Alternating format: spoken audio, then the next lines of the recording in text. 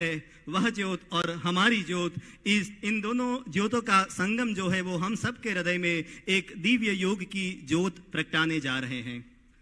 हमारे भारतीय संस्कृति की परंपरा रही है तमसो मां ज्योतिर्गमय। हम अंधेरे से प्रकाश की ओर चलने वाले लोग हैं। किसी भी प्रकार का फंक्शन हो, कोई भी हमारे यहाँ प्रसंग हो, तो हम दीप जलाकर उस ज्ञान को, उस प्रकाश को नमन करते हैं। मंचस्थ सभी महानुभावों को विनंती करूंगा इस प्रसंग को भी ज्ञान की ज्योत प्रकाशित करके उद्घाटित करें। स्वामी जी के चरण में वंदन सह प्रार्थना करूंगा, सभी संत वृंद को वंदन सह प्रार्थना करूंगा कि आके इस ज्ञान रूपी ज्योत को प्रज्वलित करें, हम सबको कृतार्थ करें।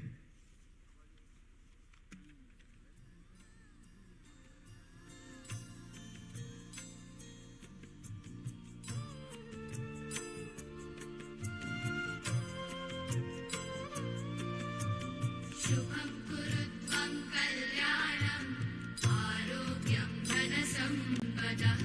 शुभं कुरुत्वं कल्याणं आरोग्यं धनसम्पदः। शत्रुबुद्धिविनाशाय दीपज्योतिर्नमोस्तुते, दीपज्योतिर्नमोस्तुते। शुभं कुरुत्वं कल्याणं आरोग्यं धनसम्पदः।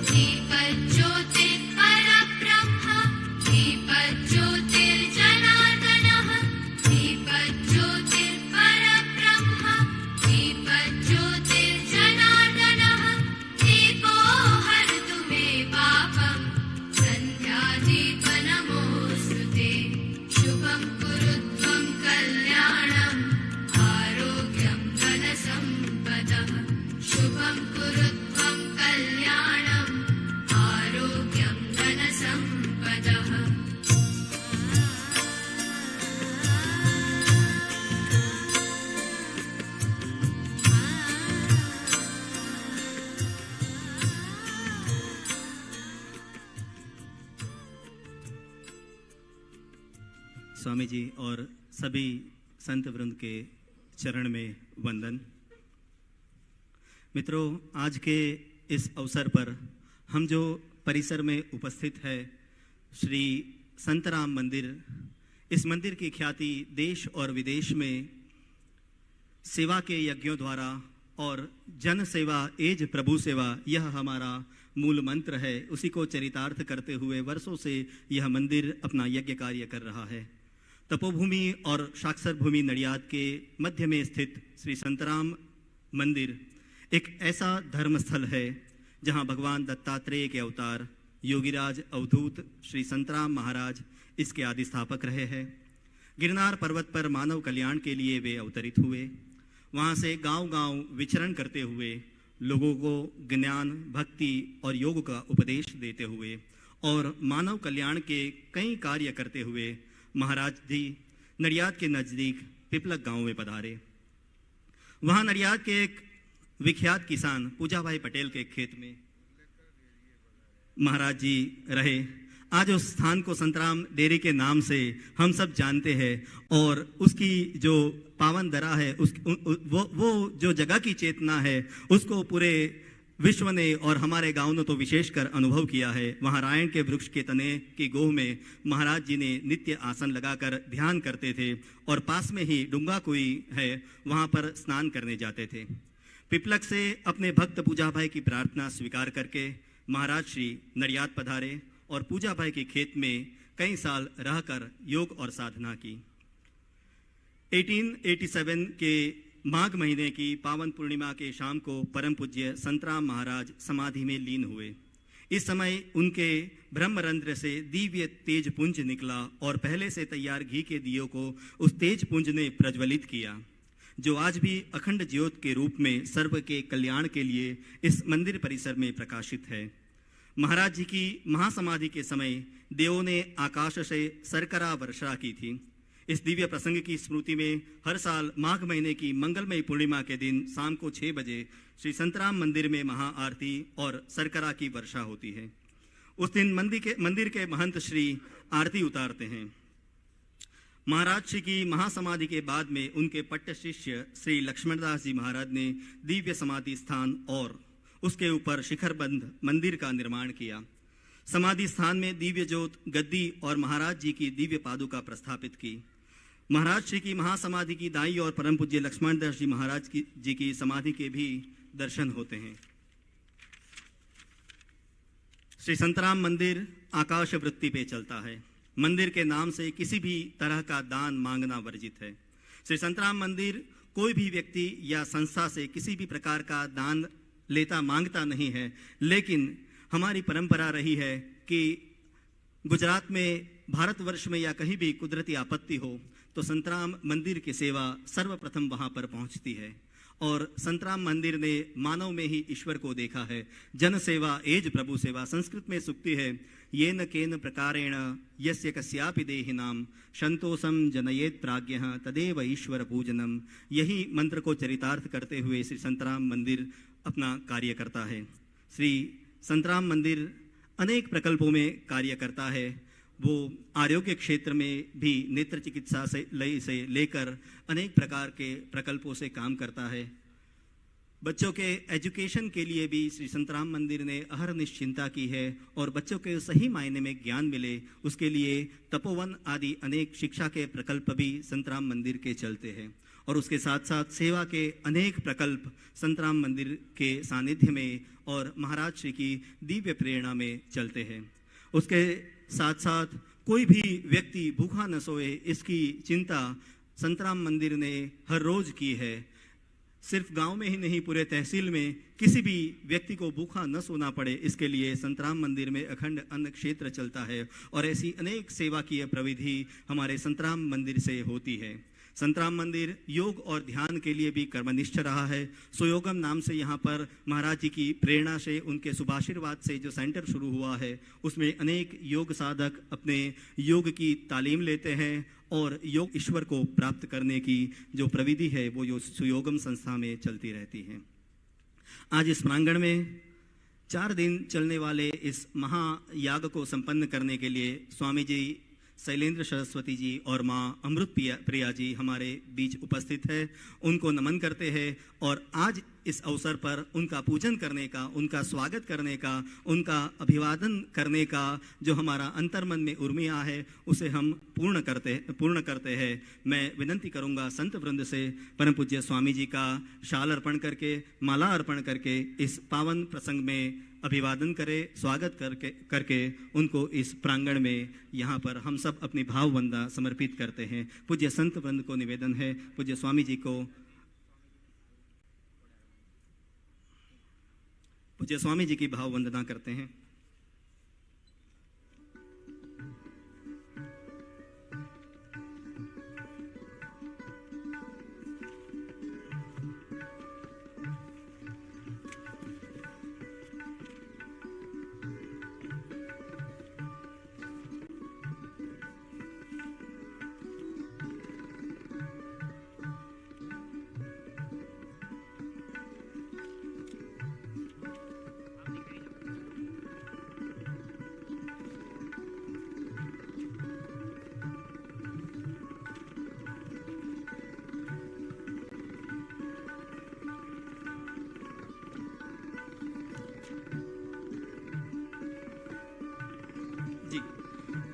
माता अमृत प्रिया जी का भी स्वागत अभिवादन करने के लिए मैं निमंत्रित करूंगा चांदनी बहन को। माता जी का इस पावन अवसर पे अपनी भाव वंदना समर्पित करके माता जी का भी स्वागत अभिवादन करें।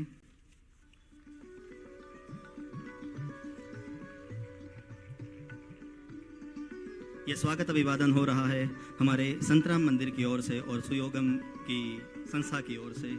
जो सुयोगम संस्था है वो योग को समर्पित संस्था है और महाराज जी के प्रेरणा से इस परिसर में चलती हुई यह संस्था है। भगवान दत्तात्रेय अवतार योगीराज अवधूत श्री संतराम महाराज द्वारा ये जो प्रकल्प चल रहा है, संतराम मंदिर समाधि स्थान के एक प्रकल्प के रूप में सुयोगम भी कार्यरत है। पूज्य स्वामी जी और माता जी की ख्याति से हम सब परिचित है। भगवान रजनीश ओशो की ध्यान, योग और आध्यात्मिक चेतना को आज के युग में आगे ले जाने का काम ओशो फ्रेग्रेंस के माध्यम से स्वामी जी और माता जी दोनों करते हैं। वे ओशो फ्रेग्रेंस के संस्थापक हैं और ओशो की जो दिव्य ज्योत है, दिव्य जो चेतना है और उनका जो संदेश है, उसे जन जन तक पहुंचाने का कार्य पूज्य स्वामी जी के माध्यम से हो रहा है।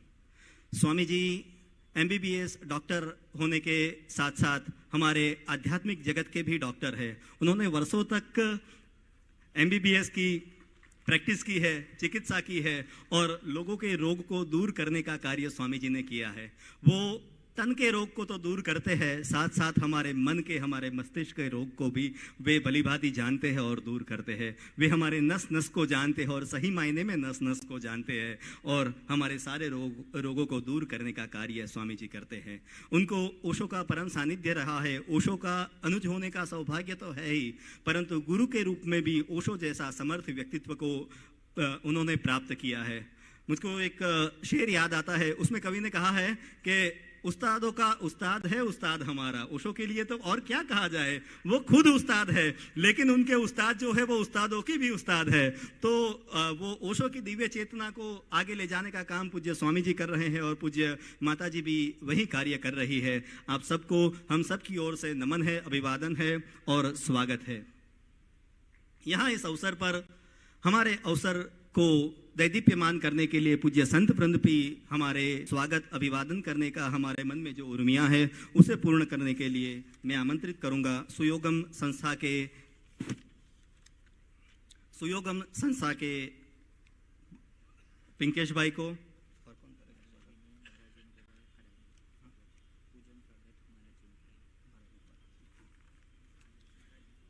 यहाँ पर इस अवसर पर पूज्य संत वृंद का स्वागत करे, अभिवादन करे, उससे पूर्व हमारे सबका सौभाग्य है कि इस सूरत शब्द योग साधना ध्यान शिविर के उद्घाटन के अवसर पर हम सबके आराध्य परम पूज्य प्रातः स्मरणीय महाराज श्री हमारे बीच उपस्थित है।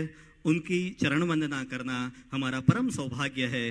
तो पिंकेश जी को निवेदन करूंगा पूज्य महाराज जी की चरण वंदना करें और उनको इस अवसर पे पूजित कर अपने आप को कृतार्थ करें।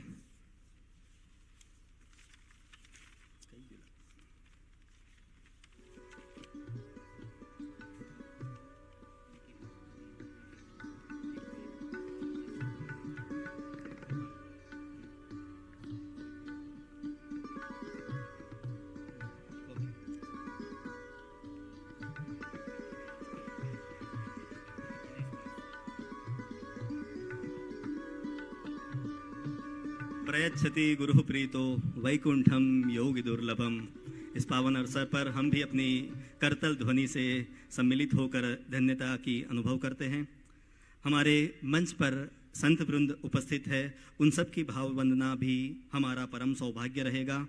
परम पूज्य रविदास जी महाराज पछेगाम से हमारे बीच उपस्थित है। मैं विनंती करूंगा रोहित भाई को महाराज जी को शाल अर्पण कर, माला अर्पण कर उनका भाव पूजन करें।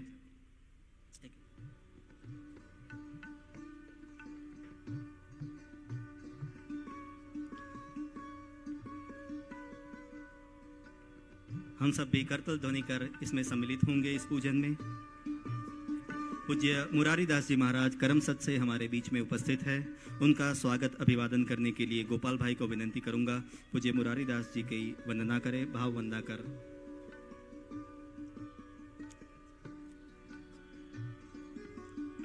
पूज्य सत्यदास जी महाराज हमारे बीच में उपस्थित है।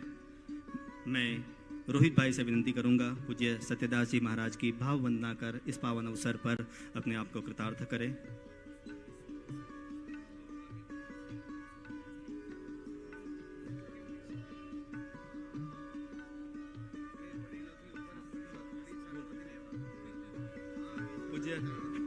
पूज्य सर्वेश्वर दास जी का स्वागत अभिवादन करने के लिए मैं विनंती करूंगा गोपाल भाई को।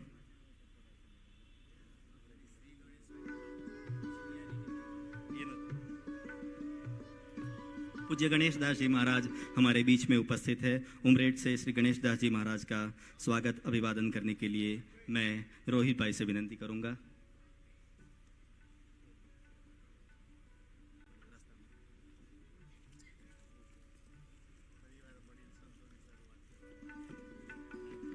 पूज्य निर्गुण दास जी महाराज की भाव वंदना करने के लिए मैं गोपाल भाई को विनंती करूंगा।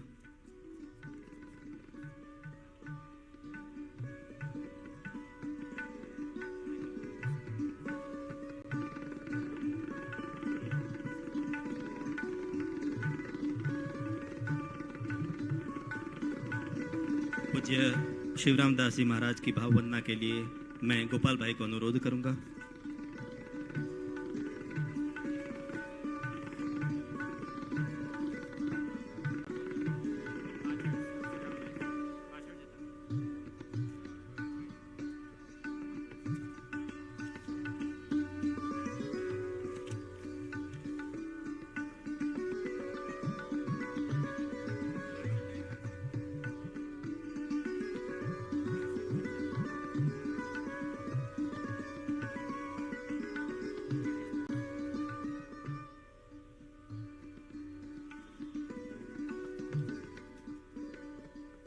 धन्यवाद रोहित भाई, गोपाल भाई।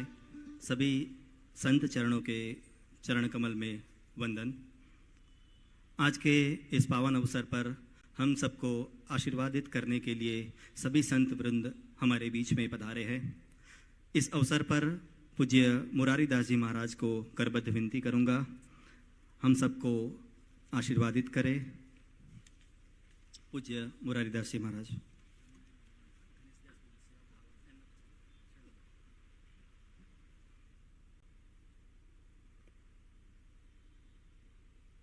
वसुदेव वसुतं देवं कंसचाणूरमर्दनं देवकी परमानंदं कृष्णं वंदे जगद्गुरुं।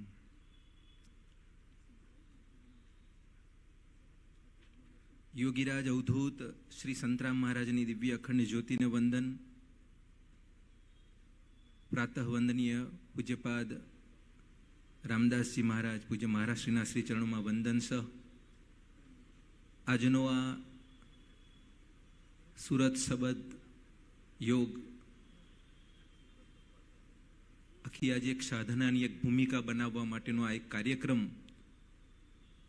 એનો જ્યારે શુભારંભ થઈ રહ્યો છે ત્યારે જેમની વાણીમાં બહુ જ ખૂબ આધ્યાત્મિક દિવ્યતા છુપાયેલી છે એવા પૂજ્ય શૈલેન્દ્રજી મહારાજ ઘણી વખત એમને કોરોના કાળની અંદર સાંભળ્યા છે। કોરોના કાળમાં જ્યારે ફ્રી હતો અને આંખનો એક પ્રોબ્લેમ્સ હતો ત્યારે કોને સાંભળ્યું એમાં એમને સાંભળવાનો અવસર મળેલો। બહુ સુંદર ઉદાહરણ દ્વારા એમણે જીવનને એક રીતિને સાથે કેમ જીવવું એનું એક સુંદર ઉદાહરણ આપેલું। આજે उसी समय पूज्य महाराज श्री के वचन से जीवन कैसे जीना चाहिए उस पर उन्होंने बहुत बड़ा भार दिया था। आज वो देखा था, आज प्रत्यक्ष सामने हो रहा है। कितना महाराज जी का आशीर्वाद है हम सब पर कि नहीं ज्ञानी न सदृशम पवित्रम इह विद्यते। पूज्य महाराज श्री की अखंड ज्योत का प्रकट होना वो भी हमारे ऊपर एक आशीर्वाद के रूप में एक उपदेश भी है कि ज्ञान को केंद्र में रखकर जीवन जिए। आज ज्ञान की ही मूर्ति पूज्य शैलेंद्र जी महाराज ओशो की पूरी एक विचारधारा पूज्य महाराज श्री की एक विचारधारा से जुड़ रही है। दो नदियां जो साथ संगम हो रहा हो ऐसा आज एक संगम हो रहा है। सूरत शबद पूज्य महाराज श्री के भी उपदेश है। महाराज जी के पद में भी बहुत बड़े संतों ने महाराज जी के जिसके आशीर्वाद प्राप्त हुए महाराज जी के संग से उपदेश से उन्होंने जब अपने ही रूप से अपने ही ढंग से जब पद लिखा है उसमें भी बहुत कुछ लिखा है। गुरु ये उपदेश आप्यो रे सोहंग ब्रह्म कह्यो। એટલે सोहंग शब्द ऊपर पण जे शब्दों जिन जिन भक्तों को ऐसा ज्ञान प्राप्त हुआ उन्होंने भी ये सब महाराज जी के जो आशीर्वाद मिले वो उस रूप में, पद के रूप में हमारे बीच रखे हैं। आज बहुत बड़ी समस्या ये है कि व्यक्ति को पूछे तो बोलते हैं समय ही नहीं है, और साथ में समझ भी कभी कभी लगता है समझ भी नहीं है, और तीसरी बात तो बताऊं तो स्थिरता तो है ही नहीं। कभी बोलता है उधर तो कभी बोलता है उधर, स्थिरता भी नहीं है। तो ऐसी परिस्थिति में तो समस्या ही का प्रादुर्भाव होता है, समस्या ही उद्भवित होती है। तो समस्या के बीच में फिर वो शांति कैसे प्राप्त कर सकेगा, बहुत बड़ा प्रश्न है। इसलिए आज हम देख रहे हैं कि कोर्ट में भी कितने लाखों केस चल रहे हैं। क्यों चल रहे हैं? कि मूल में ही कुछ नहीं है, उसको कुछ प्राप्त ही नहीं करना है, तो समस्या ही होगी। समस्या होगी तो प्रश्न ही होंगे। कभी ऐसे विशिष्ट पुरुषों के सानिध्य में वो चरण में बैठे ही नहीं है, तो कब वो शांति के पथ पर चलेगा? मैं ऐसा सोच रहा हूं, आज एक बहुत बड़ा अवसर हमको मिल रहा है कि सूरत शब्द, हमारी वृत्तियां को एक शब्द भी मिल जाए और हमारी वृत्तियां एक गुरु महाराज के चरणों में फिर स्थिर हो जाए। एक ऐसी साधना में ये ऐसा प्रसंग का आज प्रारंभ हो रहा है। जय महाराज का आशीर्वाद भी हमारे पर है। पूज्य महाराज श्री तो हर बार जब भी आते हैं तब यही बात पर ध्यान केंद्रित करते हैं कि महाराज के संत हो, महाराज के भक्त हो, तो महाराज का इस बात का भी उपदेश है। अकेली सेवा ही नहीं है, सेवा करो, मना नहीं कर रहा हूं, लेकिन महाराज जी ने यह भी उपदेश दिया है, कभी अपने पास भी बैठो, आंखें खोल के तो बहुत कुछ देखा है, आंखें बंद करके भी कुछ देखो। महाराज यही भी बोल रहे हैं। तो ऐसी बात करते हुए महाराज जी ने भी हम सबको, संतों को तो कहा ही है, जो उनके अनुयायी है उनको भी ये कहा है, कभी कभी अपने पास भी बैठो। आज महाराज जी ने कैसा अवसर हमारे बीच खड़ा किया है। पूज्य ओशो की परंपरा की विचारधारा को लेकर पूज्य शैलेंद्र जी महाराज को हमारे बीच लाके इस बात को महाराज जी ने हमारे पर हम सबको आशीर्वादित किया है। आइए, मैं पूज्य महाराज जी के श्री चरणों में भी वंदन करता हूँ, पूज्य शैलेंद्र जी महाराज के भी श्री चरणों में वंदन करता हूँ, पूज्य माँ के चरणों में भी वंदन करता हूँ।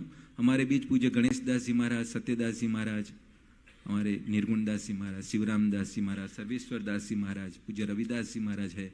सभी संतों के श्री चरणों में वंदन करते हुए आपको, पूज्य महाराज जी को भी वंदन करते हुए मैं नमन करता हूँ। आप सबको मेरे जय महाराज।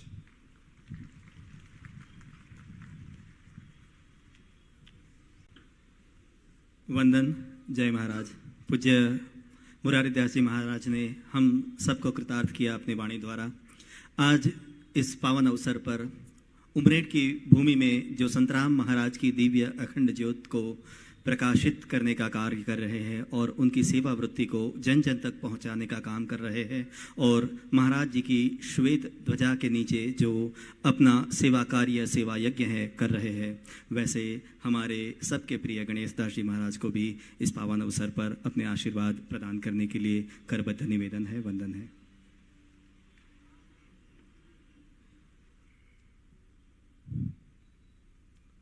वंदे सदा श्री गुरु संतरामम।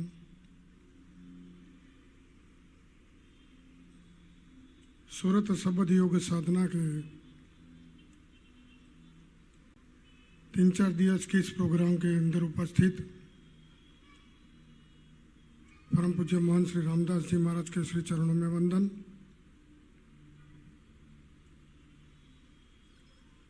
जिनका प्रशिक्षण हमको मिलने वाला है, ऐसे आदरणीय शैलेंद्र जी का भी चरण में वंदन।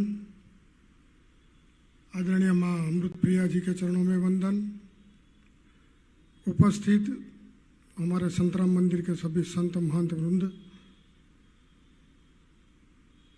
और उपस्थित सभी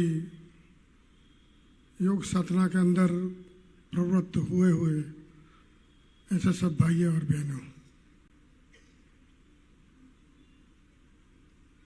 योग और ध्यान दोनों श्री संतराम महाराज ने अपने पदों में उनका वर्णन है। जिनको परम पूज्य महान श्री रामदास जी महाराज ने पूर्ण अध्ययन करके, चिंतन करके समस्त मानव जात के अंदर रखा है, और उसी की वजह से सुयोगम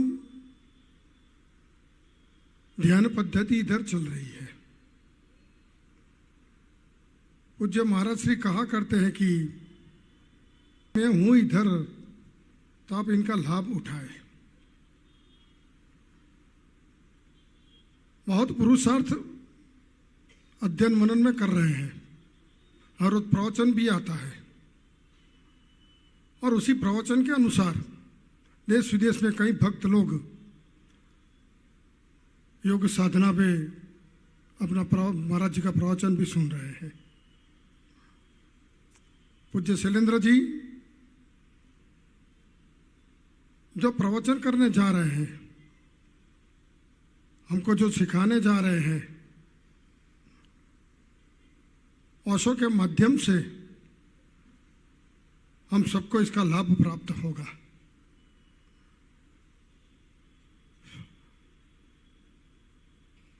(1980) में मेरे को ओशो का दर्शन हुआ था। तब से ओशो को मैं सुन रहा हूं, कम से कम 5000 कैसेट मेरे पास है, और हर रोज सुबह आधे घंटे में सुनता हूं, कई सालों से सुनता रहा हूं। हमको जो मिठाई अच्छी नहीं लगती है वो नहीं खाते, इसमें से जो मिठाई अच्छी लगती है वो खा लेते हैं, इसमें क्या है? तो मैं भी खा लेता हूं, और मैं तो जहर में बैठ के सुनता हूं, इसमें कोई तकलीफ नहीं है मेरे को। मेरे वहां भी 3 दिन की शिविर हुई थी, आज से 15 साल पहले, संतराम मंदिर उमरेठ में। तब भी कई लोग मेरे को पूछ रहे थे कि आप ओशो की शिविर कर रहे हैं, तो मैंने कहा कि मैं भी ओशो का ही हूं, क्योंकि ये सब जगत एक ही है, इसमें कोई दूसरा नहीं है, सब एक ही चलता है। तो मैंने किया था। ओशो कहते हैं मैं सिखाने नहीं आया, मैं जगाने आया हूं। हमारे महाराज जी भी कहते हैं कि मैं जगाने आया हूं, सिखाने नहीं आया। सब सीखे हुए हैं, किसको सिखाना? पूज्य महाराज श्री का भी यही आदेश है कि हम जगाने आए हैं, सिखाने नहीं आए हैं। कोई समाज ही इतना सीख चुका है कि हम किसी को कुछ सिखा ही नहीं सकते, समाज हमको सिखा सकता है, ऐसी परिस्थिति आ गई है अभी। हम किसी को उपदेश नहीं दे सकते, लोग हमें उपदेश दे रहे हैं। तो सिर्फ एक ही काम बाकी है कि युग पुरुष जो है उसको हम सुनना, और सुनने का उसका अध्ययन करो, उसका चिंतन करो, उसका मनन करो, उसका ध्यान करो। ओशो के माध्यम से शैलेंद्र जी ने बहुत प्रवचन किए, उनके ऊपर तो ओशो का छाया ही पड़ा हुआ है। तो मैं तो ऐसा ही मानता हूं कि शैलेंद्र जी का तो सिर्फ नाम ही है, ओशो ही सा आके बैठे हैं, ऐसे हम सबको लगता है। आना जाना तो सबका होता रहता है, लेकिन जो कुछ करके जाए इधर से, जो समाज को कुछ न कुछ देके जाए।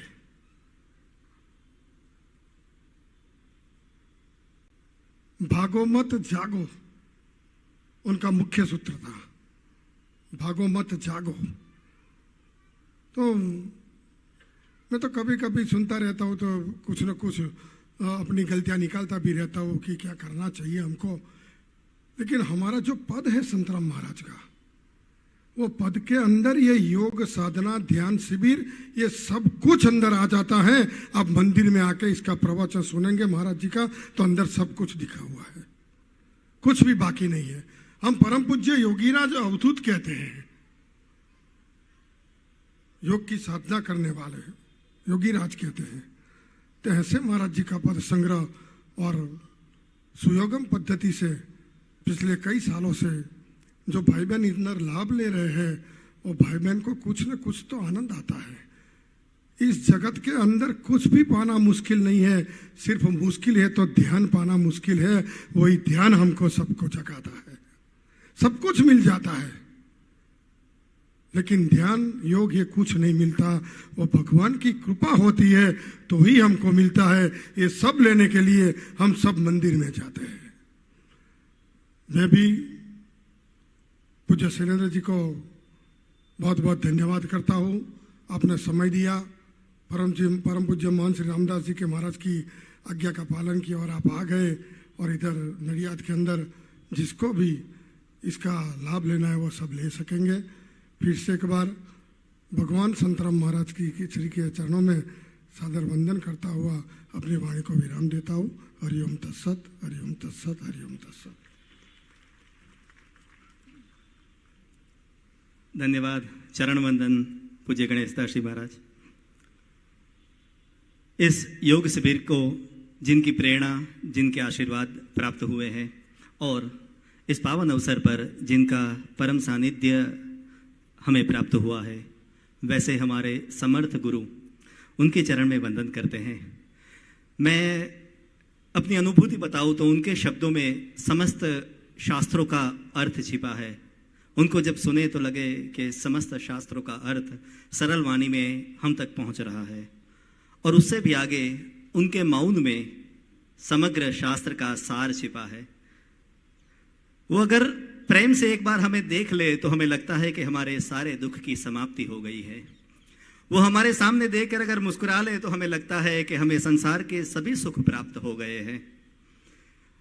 पूज्य महाराज श्री हमारे बीच में उपस्थित है, उनकी पावन उपस्थिति है, वही हम सबके लिए उनके आशीर्वाद है। उनका मौन ही हमारे लिए उनका आशीर्वाद है। तो उनके चरण में वंदन करते हैं। आप सबका समय मूल्यवान है और हम जिस योग साधना की आराधना करने के लिए यहाँ पे उपस्थित है, हमारे गुरुवर्य और लक्ष्मण दास जी महाराज विरचित गुरु बावनी पर आधारित सूरत शब्द योग साधना शिविर का उद्घाटन यहाँ पे करते हैं पूज्य शैलेंद्र जी, जिनका संचालन करने जा रहे हैं, और पूज्य माता जी जिनका संचालन करने जा रहे हैं। इस योग सरिता में 4 दिन तक हम सब आकंठ स्नान करेंगे। पूज्य स्वामी जी को चिराग शर्मा की एक गजल के कुछ शेर अर्पण करता हूँ। ओशो की परंपरा कैसी रही है, ध्यान की परंपरा कैसी रही है, यह महफिल पागलों की महफिल है। तो चिराग शर्मा कहते हैं कि तेरे पीछे होगी दुनिया पागल बन, तेरे पीछे होगी दुनिया पागल बन, क्या मैं बोला कुछ समझा पागल बन, सहरा में भी ढूंढ ले दरिया पागल बन, वरना रह जाएगा प्यासा पागल बन, शहरा में भी ढूंढ ले दरिया पागल बन, वरना रह जाएगा प्यासा पागल बन, आधा दाना आधा पागल, दाना माने होशियार, आधा दाना आधा पागल, नहीं नहीं नहीं, उसको पाना है तो पूरा पागल बन, उसको पाना है तो पूरा पागल बन। तो ये जो ओशो की परंपरा है, स्वयं को सौंप देने की परंपरा है, खो जाने की परंपरा है, वही नीचता तक ले जाती है, वही अपने को अपने आप तक ले जाती है। गुजराती में एक शेर है महाराज जी कि अधीरो छे तने ईश्वर बधुए आपवा माटे। अनिल चावड़ानो शेर છે કે અધીરો છે તને ઈશ્વર બધુએ આપવા માટે, તું ચમચી લઈને બેઠો છે દરિયો માંગવા માટે। अनिल चावड़ा कहते हैं कि ईश्वर तो तुझे देने के लिए तत्पर है, तू जो चाहे वो दे दे, समंदर तुझे दे दे, लेकिन कठिनाई ये है कि तू चमची लेके बैठा है और दरिया मांग रहा है। तो अब हम सब की पात्रता को बढ़ाने के लिए, हम सबको पात्र बनाने के लिए ये दौर मैं पूज्य स्वामी जी के चरण में और माता जी और स्वामी जी को निवेदन करता हूँ, इस शिविर का शुभारंभ करें और हम सबको अपनी वाणी से कृतार्थ करें।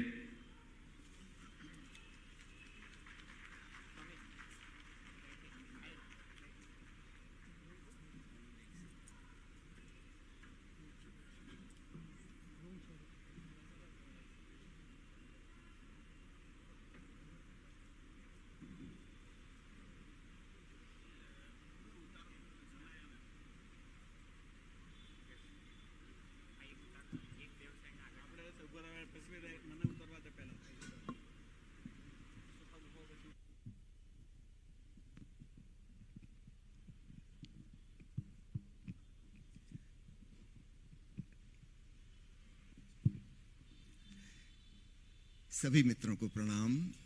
जय ओशो, जय महाराज।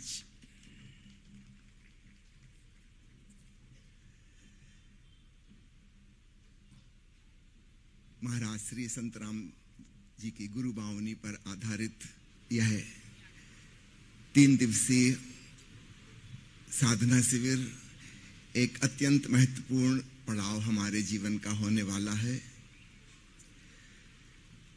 संतराम जी की वाणी ऐसी समझो जैसे फिजिक्स केमिस्ट्री के फार्मूला होते हैं, बहुत छोटे से, लेकिन उसके पीछे विराट विज्ञान छिपा होता है। ठीक ऐसे ही गुरु बावनी में ये जो 52 साखियां हैं, इन साखियों में प्रथम 34 साखियों में महाराज श्री लक्ष्मणदास जी ने अपने पूर्व भव की साधना के बारे में बताया है, फिर मन की व्यथा के बारे में बताया है, और फिर साधकी दशा का वर्णन किया है। उसके आगे 35 से लेके 52 तक अध्यात्म के असली हीरे छुपे हैं। एक एक साखी अपने आप में पर्याप्त है, जिसके पीछे पूरा एक स्पिरिचुअल साइंस छुपा हुआ है। यहां हम बहुत संक्षेप में साखी नंबर 35, 36 और 37 की चर्चा करेंगे। सच पूछो तो उन 3 साखियों में भी पूरा स्पिरिचुअल साइंस आ जाता है। मैं निवेदन करूंगा मां प्रिया जी से एक साखी गाने के लिए, फिर हम उसकी व्याख्या करेंगे, समझने की कोशिश करेंगे।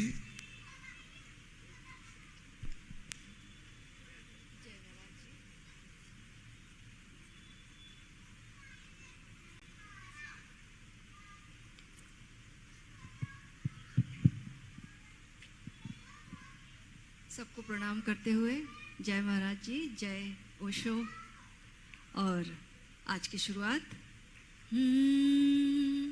सुरती मेरी शब्द लागी, सुरती मेरी शब्द लागी, जहाँ तम का डेरा सतगुरु मोए कारज हो रहा मेरा, कारज हो रहा मेरा। सुरती शब्दाए मिली है, सुरती शब्दाए मिली है, जब हुआ दूर अंधेरा सतगुरु मोए आन मिले, तब मिट गया तेरा मेरा, मिट गया तेरा मेरा। सुरत शब्द को मेल हुआ है, सुरत शब्द को मेल हुआ है, दोनों एक हो रहते सतगुरु मोए आन मिले, सतगुरु मोए आन मिले, जब ऐसा तार गृहते, ऐसा तार गृहते। धन्यवाद। सुरती शब्द, इन 2 पर विशेष आपका ध्यान आकर्षित करना चाहूंगा। सुरती शब्द संस्कृत की सम्यक स्मृति से आता है। अभी एक संत महाराज ने कहा ना कि ओशो का वचन मैं सिखाने नहीं जगाने आया हूं, तो आज हम जिसे जागृति कहते हैं, उस जमाने में उसको स्मृति कहते थे। कालांतर में शब्दों के अर्थ बदल जाते हैं। आज जब हम कहते हैं स्मृति तो ऐसा लगता है रिमेम्बरेंस, पिछली किसी घटना की याद, मेमोरी, जबकि ओरिजिनल मूल रूप से संस्कृत में स्मृति का अर्थ मेमोरी नहीं है, उसका अर्थ जागृति है, होशपूर्ण होना, ध्यानपूर्ण होना है। भगवान बुद्ध संस्कृत भाषा नहीं बोलते थे, उन्होंने अपनी स्थानीय भाषा का उपयोग किया, पाली भाषा का, और सम्यक स्मृति का अपभ्रंश सम्मा सती पाली भाषा में है, तो उन्होंने सम्मा सती कहा। आपको याद दिलाना चाहूंगा, हमारे प्यारे सद्गुरु ओशो के अंतिम प्रवचन का अंतिम शब्द यही है, सम्मा सती, सम्यक जागरण, राइट माइंडफुलनेस। फिर सम्मा सती से ही आगे बढ़ते बढ़ते गुरु नानक देव जी, संत कबीर साहब का समय आते आते भाषा में और गोलाई आ गई। सम्मसती से सुरती शब्द बन गया। मुझे तो ऐसा लगता है यहाँ जो सूरत शहर है उसका सूरत शब्द भी सुरती से ही आया है, वो भी उसी का अपभ्रंश है। तो हम उसको सूरत कहें, सुरती कहें, और भी हमारे देश की भिन्न भिन्न भाषाओं में थोड़े थोड़े अलग अलग उच्चारण हैं। मूल भाव पकड़ लीजिए, मूल भाव है जागृति, होश। हमारा जो साधारण होश है वह बहिर्मुखी है, क्योंकि हमारी सारी इंद्रियां बाहर की तरफ खुलती हैं। एक छोटा बच्चा जन्मता है, उसकी आंख खुलती है, बाहर के दृश्य दिखाई देते हैं, उसके कानों में बाहर की ध्वनियां सुनाई पड़नी शुरू होती हैं, बाहर की सुगंध, बाहर का स्वाद, बाहर का स्पर्श, सब कुछ बाहर ही बाहर है। और फिर सारी जरूरतें बाहर से पूरी होती हैं। दूध, पानी, भोजन बाहर है, माता पिता, भाई बहन बाहर हैं, खेल खिलौने बाहर हैं, दोस्त यार, स्कूल, कॉलेज, सब कुछ बाहर है। धन बाहर कमाना है, राजनीति बाहर करनी है, बाहर बाहर बाहर। धीरे धीरे वह पूरी तरह से एक्सट्रोवर्ट और बहिर्मुखी हो जाता है, और यह स्मरण भी भूल जाता है कि भीतर भी कुछ है। हम अपनी ही विस्मृति में अपने आप को भूल जाते हैं। दुनिया की तो याद रहती है और सब याद है, बस अपना पता ठिकाना याद नहीं। ऐसी हमारी स्थिति है। तो जब संत उपयोग करते हैं सुरति शब्द का, उनका अर्थ है हमारे होश की धारा, हमारी चेतना पलट के अपनी तरफ आए। ब्रह्म चिंतन में, आत्मचिंतन में हम पलटे। एक संत हुए हैं, उनका ओरिजिनल नाम क्या था ये तो पता नहीं, लेकिन चूंकि वो पलट गए थे, सुरति स्वयं में डूब गई थी, उनको संत पलटू ही कहा जाने लगा। आज भी वो उसी नाम से प्रसिद्ध है, संत पलटू। पलट गए। शायद आपको पता ना हो, भगवान कृष्ण के समय राधा नाम की कोई गोपी नहीं थी, ऐसा प्राचीन शास्त्रों में कहीं उल्लेख नहीं आता। लेकिन बहुत बाद में हमारे देश के ऋषियों ने ये एक नया शब्द गढ़ा। कैसे ये शब्द गढ़ा? धारा को पलट के राधा बनाया। हमारे सामान्य जीवन की जो धारा है वो बहिर्मुखी है, बाहर की तरफ बहती, हमारी इंद्रियों से होते हुए संसार के ऑब्जेक्ट्स की तरफ। अगर ये पलट जाए, सब्जेक्टिव अवेयरनेस स्वयं की ओर लौट आए, तो धारा राधा बन गई। तो ये एक बड़ा प्रतीक और सिंबॉलिक शब्द बन गया। अगर हमारी चेतना राधा बन जाए तो भीतर परमात्मा से, श्याम से मिलन हो जाता है। और भगवान कृष्ण की जो प्रतिमा है बांसुरी बजाती हुई, वह भी अत्यंत महत्वपूर्ण है। हमारे भीतर भी कुछ ऐसा ही है। एक बांसुरी बज रही है, बजाने वाला कोई नहीं है और बज रही है, संगीतकार कोई नहीं और संगीत मौजूद है। उसे कहा जाता है शब्द।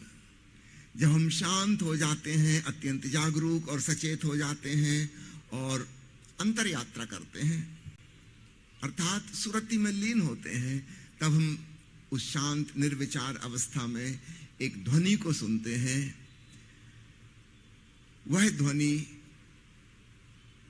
वह शब्द, वह आवाज व्यक्त करना मुश्किल है। अनुभूति करना तो आसान है, अभिव्यक्ति उसकी कठिन है। हम जो कुछ भी कहेंगे उसमें कुछ भूल चूक हो जाएगी। हम कहेंगे ओम जैसी है तो भी बिल्कुल सही बात नहीं है। हम कहें राम जैसी है तो भी 100% सही नहीं है, भूल हो रही है। हम शब्द कहें तो भी गलत हो गया, हम ध्वनि कहें तो भी गलत हो गया। वास्तव में हमारी भाषा में ऐसा कोई उपाय नहीं है कि हम उसको ठीक ठीक एक्यूरेसी के साथ अभिव्यक्त कर सकें। बाइबल में वचन आता है कि सृष्टि के आरंभ में शब्द था, शब्द परमात्मा के संग था और परमात्मा ही शब्द था, परमात्मा ही शब्द था। कहने का जो भाव है उसको पकड़ना, शब्दों पे नहीं जाना, क्योंकि उसे कहा तो नहीं जा सकता। लेकिन अगर हम सहानुभूति पूर्वक उसके भावार्थ को ग्रहण करने की कोशिश करें तो बात समझ में आ जाती है। परमात्मा निशब्द में उठ रहा शब्द है। मैंने कहा हम उसे ठीक ठीक अभिव्यक्त नहीं कर सकते। जब हम शब्द कहते हैं तो भूल कहाँ हो जाती है? शब्द में कोई मीनिंग होता है, अर्थ होता है। डिक्शनरी में, शब्दकोश में उसका अर्थ लिखा रहता है। शब्द तो मनुष्यों ने बनाए हैं, भाषा तो मनुष्यों के द्वारा रचित है। प्रकृति ने तो कोई भाषा नहीं दी। संयोग की बात, आप गुजराती परिवार में पैदा हुए थे, वहां सब लोग गुजराती बोलते थे, आप भी बचपन से गुजराती बोलना सीख गए। आप पैदाइशी कोई भाषा लेकर नहीं आए थे। मैं हिंदी भाषी परिवार में पैदा हुआ था, मैं हिंदी भाषा सीख गया। संयोग की बात, मैंने सुना है मुल्ला नसरुद्दीन और उसकी बीवी, कोई संतान उनकी पैदा नहीं हुई थी, शादी के 8 साल हो गए थे, तो उन्होंने सोचा कि कोई बच्चा गोद ले लें। पत्नी ने सुझाया कि अपन विदेश चल के बच्चा गोद लेंगे, गोरे रंग का होगा। तो वो इंग्लैंड गए, वहां उन्होंने एक यतीम खाने से एक बच्चा पसंद किया, ले आए। छोटा सा बच्चा था, 4 महीने का। उसके माता पिता का कहीं दुर्घटना में देहांत हो गया था।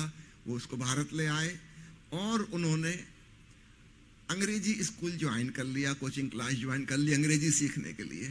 तो किसी ने उनसे पूछा कि आप इस उम्र में अंग्रेजी क्यों सीख रहे हैं? उन्होंने कहा जब हमारा बच्चा बड़ा होगा तो उससे हम बात कैसे करेंगे, वो अंग्रेज बच्चा है। नहीं, कोई बच्चा कोई भाषा नहीं जानता। बच्चा ना अंग्रेजी जानता, ना फ्रेंच जानता, ना हिंदी जानता, ना पंजाबी जानता, ना गुजराती जानता।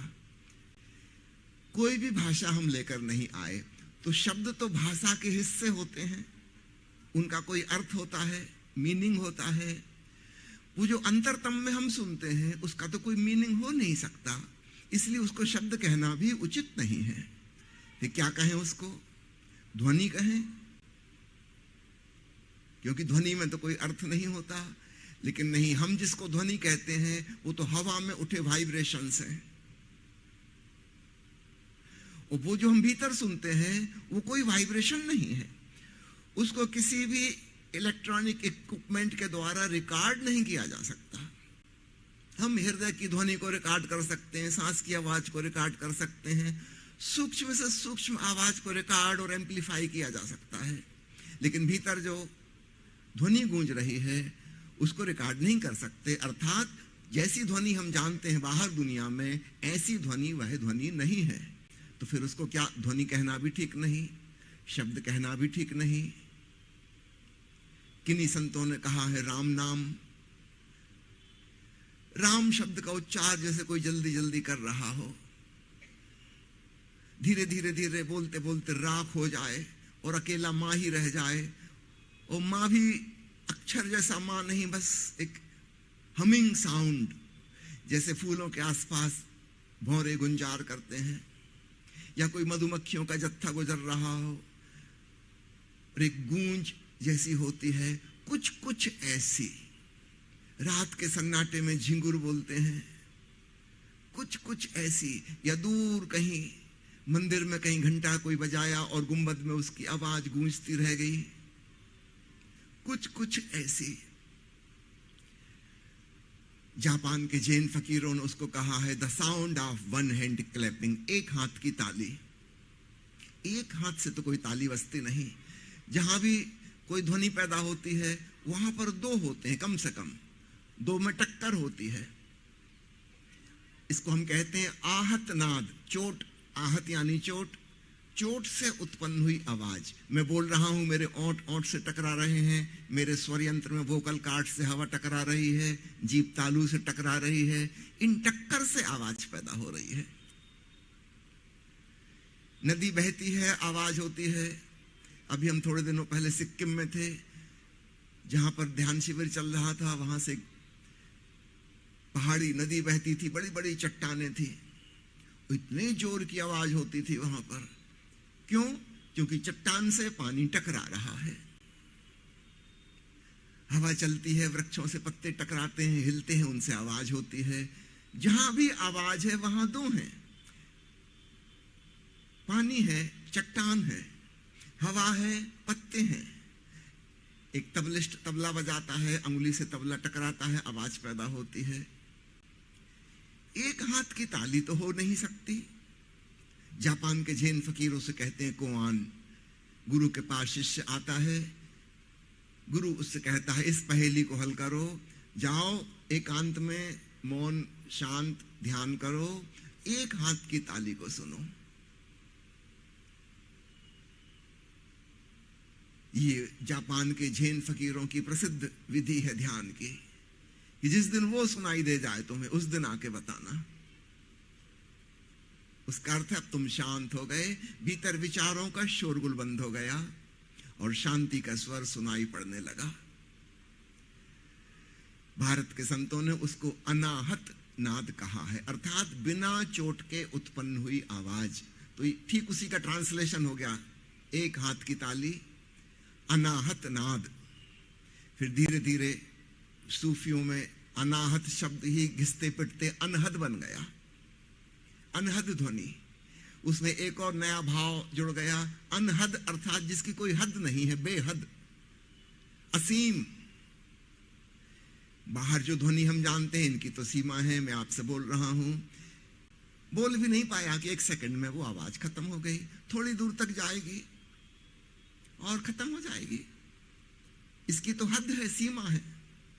भीतर जो ध्वनि है वह अनहद है, कहीं कोई सीमा नहीं है। ना वो कहीं से आ रही है, ना वो कहीं जा रही है, ना वो कभी उत्पन्न हुई, ना कभी वो समाप्त होगी। इसलिए उसको एक अक्षर ओम से भी व्यक्त किया जाता है। याद रखना, हमारे देश में हम जब अक्षर कहते हैं तो ये अंग्रेजी के अल्फाबेट का ट्रांसलेशन नहीं है। अल्फाबेट तो ठीक है, ABCD आवासादा होते हैं। अक्षर हमने कहा है जिसका क्षय ना हो, जो कभी क्षर ना हो, शाश्वत और सनातन हो। तो अल्फाबेट्स तो अक्षर नहीं होते, हम मजबूरी में हम कहते हैं, पर असली अक्षर तो बस ओम है। और इसलिए हमारे ऋषियों ने ओम को एक अलग ही चित्राकृति के द्वारा संकेत किया है। उसको आवा सादा काखागा इन अक्षरों से नहीं बनाया।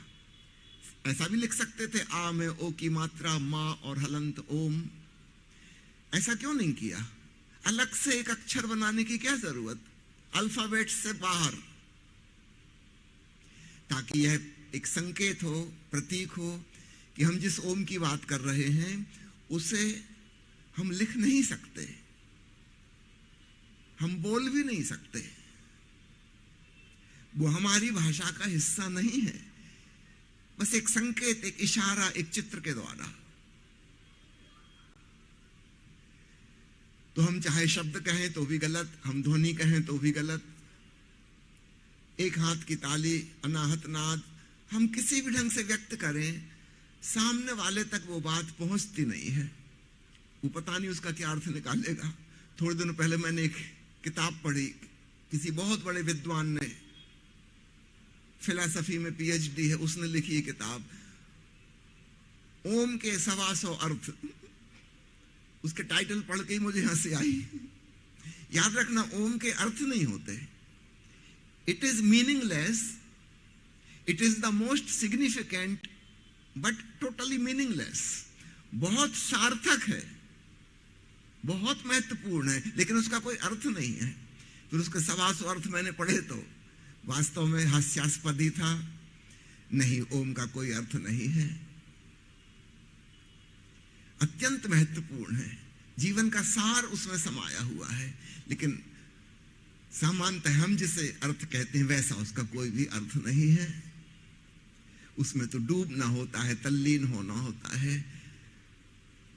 सुरति मेरी शब्द लागी, मेरी सुरति अर्थात मेरी सम्मा सती, मेरी सम्यक स्मृति, मेरी कॉन्शसनेस, मेरी धारा पलट के राधा बन जाए, इस ब्रह्मनाथ के श्रवण में लौलीन हो जाए। सुरति मेरी शब्द लागी, जहां आत्म का डेरा, वहां जो आत्मा, वो जो निवास स्थान है उसका डेरा, वहां पहुंच जाए, सतगुरु मुंह से आन मिले। और याद रखना, यह गुरु की कृपा से ही होता है। सच पूछो तो अध्यात्म में जब हमारी रुचि उत्पन्न होती है, हमको उसी क्षण समझ लेना चाहिए गुरु की कृपा शुरू हो गई, ये हमारे वश का नहीं है। दुनिया में सब चीजें हम कर सकते हैं। हमारा अहंकार, मैंने ये किया, मैंने वो किया, मैंने ये पढ़ाई लिखाई की, मैंने ऊंचा पद हासिल कर लिया, मैं उस पोस्ट पर हूँ, उस पोस्ट पर हूँ, मैंने इतना बड़ा मकान बनाया। हम सब कुछ कर सकते हैं, चांद पे भी जा सकते हैं, मंगल पे भी जा सकते हैं। आदमी के हाथ में बहुत कुछ है। एक चीज हमारे हाथ में नहीं है, ये जो अध्यात्म के प्रति जिज्ञासा पैदा होती है, ये बस प्रभु कृपा है, ये गुरु की मेहरबानी से होता है। उस समय हमको पता भी नहीं होता जब ऐसा होता है, हम सोचते हैं कि हम ही कर रहे हैं। जैसे हमें अन्य जिज्ञासाएं थी, वैसे ही हमको रुचि पैदा हो गई है ध्यान में डूबने की। ये हमारा भ्रम है, हमको ऐसा लगता है कि हमको रुचि पैदा हो गई है। ऑलरेडी कोई आशीर्वाद हमको मिल गया है। पहली स्टेप भी आशीर्वाद से ही उठती है, लेकिन जब हम अंत में पहुंच जाते हैं मंजिल तक, तब 100%, 100% पता चल जाता है ये किसी मनुष्य के वश की बात नहीं है। सतगुरु की कृपा बरस रही है, इसलिए ही यह हुआ, अन्यथा हो ही नहीं सकता था। सतगुरु मुँह से आन मिले, सब कारज हो रहा मेरा, सब कार्य हो रहा है। एक निरअहंकार की स्थिति बनती है। इसके पहले तक मुझे लगता था मैं कर रहा हूं, कर्ता भाव, अहम भाव, अहंकार। अपने अंतरतम में पहुंच के पता चला कि मैं बहुत बड़ी गलती में था, बड़ी भ्रांति थी। अहम नहीं, ब्रह्म, सब कारज हो रहा मेरा। सारा कार्य, सारा जीवन, यह संपूर्ण अस्तित्व हो रहा है। और इसका पहला पहला अनुभव जो होता है वह अनहद नाथ के श्रवण से होता है। ना कोई उस ध्वनि को पैदा कर रहा है, और दूसरी अद्भुत बात, ना वहां कोई सुनने वाला है।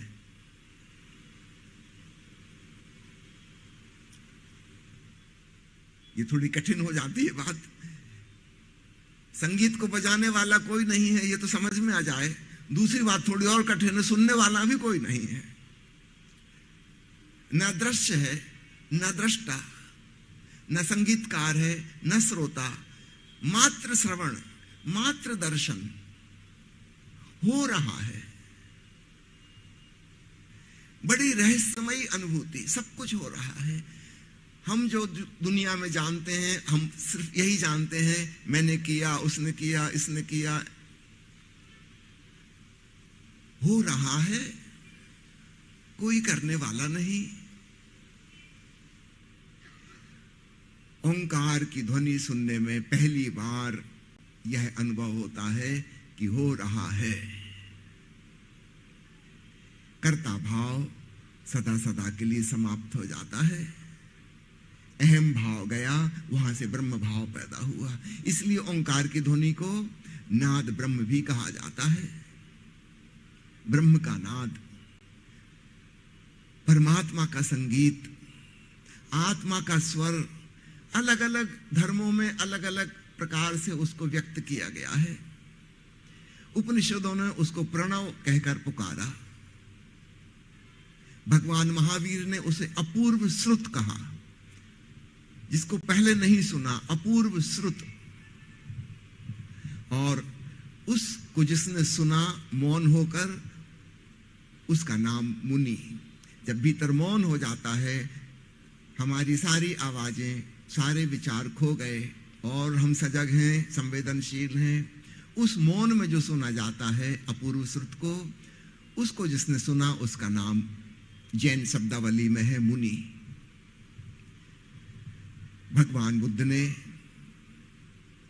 कहा है, हजारों शब्दों को सुनने की बजाय उस एक शब्द को सुनो जिसे सुनकर शांति मिलती है। हमारी भाषा के जो शब्द हैं, इनको सुनकर तो उत्तेजना पैदा होती है, एक्साइटमेंट होता है, शांति नहीं मिलती, हम अशांत हो जाते हैं। वो जो भीतर का गूंज रहा है, उसको सुनकर शांति मिलती है। इसलिए हमारे देश के बहुत सारे धर्म ग्रंथ ओम से शुरू होते हैं और ओम शांति शांति शांति पर समाप्त होते हैं। अब अंतिम मुकाम आ गया ओम। अब बस सुनो, शांत शांत और शांत हो जाओ। अब कुछ और आगे बोलने को नहीं रहा। मैं निवेदन करता हूं मां प्रिया जी से अगली साखी का अर्थ। पहले फिर से उस साखी को गा लेते हैं। सुरती शब्दाए मिली जब दूर हुआ अंधेरा, सतगुरु मोए आन मिले तब मिट गया तेरा मेरा। हमारी जो सुरती है, यानी जो स्मरण की क्षमता है, जो सुनने की क्षमता है, जो देखने की क्षमता है, हमारा पूरी चेतना का जो प्रकाश है वो बाहर इन्वॉल्व है और इसलिए भीतर अंधेरा है। और अगर हम सीधे अंधेरे से लड़ने की कोशिश करते रहते हैं, हर व्यक्ति चाहता है अंधेरे से मुक्ति मिले, हर व्यक्ति प्रकाश चाहता है, लेकिन हार जाता है अंधेरे से लड़ते लड़ते। हम नहीं लड़ सकते सीधे अंधेरे से। यह अंधेरा कब दूर होगा? जब हमारी सुरती, जब हमारी स्मृति जब भीतर लौटेगी और वहां भीतर लौटकर उसका शब्द से मिलन होगा, बाहर के शब्दों से नहीं। उस शब्द की बात है जिसके लिए संत बुल्ले शाह कहते हैं एक अलफ पढ़ो छुटकारा है। एक ऐसा अल्फ पढ़ो जिससे छुटकारा है, मुक्ति है। वो कौन सा अल्फ है, कौन सा शब्द है? वो भीतर जो गूंज रहा है, उससे जब हमारी स्मृति का मिलन होता है, उसमें जब वो समा जाता है, उसमें जब वो लीन हो जाती है, तब ये अंधेरा मिटता है। और अंधेरा कैसा है? भगवान कृष्ण गीता में कहते हैं कि मोह रूपी कालिमा से जब व्यक्ति बाहर निकलता है तो उसके जीवन में वैराग्य फलित होता है। मोह को अंधेरा क्यों कहा है?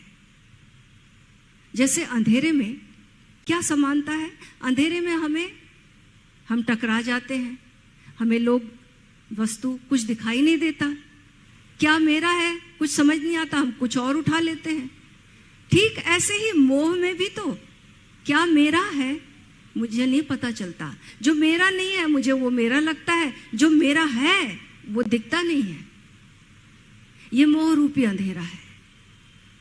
ये कैसे दूर होता है? जब हमारी स्मृति स्वयं में शब्द से मिलन इसका हो जाता है, अपने भीतर लौट आती है। सीधे लड़ते रहो, हजारों साधनाएं करते रहो। एक बार एक कबीले में अंधेरे से परेशान थे लोग। बड़ी बैठक हुई, मीटिंग हुई कि हम सब इतने सारे लोग हैं, अंधेरे से लड़ नहीं सकते, इसको बाहर नहीं फेंक सकते। हम रोज शाम को इकट्ठा हुआ करेंगे और एक एक बर्तन लाएंगे और सब अपने बर्तनों में अंधेरा भरेंगे और दूर जाकर गांव के बाहर फेंक के आएंगे कबीले से। एक दिन आएगा सारा अंधेरा फेंक जाएगा। रोज शाम को वहां बूढ़े बुजुर्ग, सारे बच्चे जवान सभी यही करते। थोड़े दिन बाद वहां का एक युवक बाहर गया और उसकी शादी किसी युवती से बाहर की शहर की हो गई। और वो लौटता है, जब लौटकर वापस आता है उसकी पत्नी साथ आती है। शाम हुआ, देखती है वो कि लोग बाग बर्तन इकट्ठा कर रहे हैं और इकट्ठे हो रहे हैं सब। वो पूछती है ये क्या हो रहा है? उसने बोला ये हमारे यहाँ की रिवाज है, यहाँ हर रोज ये साधना की जाती है अंधेरे को फेंकने की। तो उस युवती ने अपने पर्स से एक चीज निकाली और आपस में टकराई और अचानक वहां उजाला हो गया। क्षण भर में उजाला हो गया, अंधेरा दूर हो गया। सब लोग पूछने लगे तुम तो अप्सरा हो लगता, तुम्हें तो जादू आता है। कौन सा जादू है? तुमने एक पल में ये अंधेरा दूर कर दिया और हम लोग जीवन भर से लगे हुए हैं, पीढ़ी दर पीढ़ी ये कर रही है, हमें ये विजय प्राप्त नहीं हुई। क्या जादू तुम्हें आता है? उसने बताया कुछ भी नहीं, ये देखो ये दो पत्थर हैं, इनको मैंने टकराया और इनसे ये दिया को जला दिया। ऐसे ही भीतर जब शब्द और सूरत का मिलन होता है तो भीतर का दिया जल उठता है और तब अंधेरा दूर होता है, ये मोह का अंधेरा। जब तक हम बाहर हैं तब तक मेरे और मैं का अंधेरा दूर नहीं हो सकता।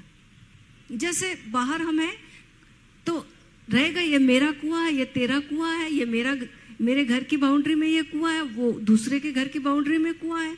लेकिन जब आप भीतर जाएंगे, बाहर की चीजें तो ठीक है, मेरी बाल्टी, मेरी रस्सी, मेरा पाट, लेकिन जब हम भीतर के पानी को जाएंगे देखने, तो क्या पानी मेरा तेरा हो सकता है?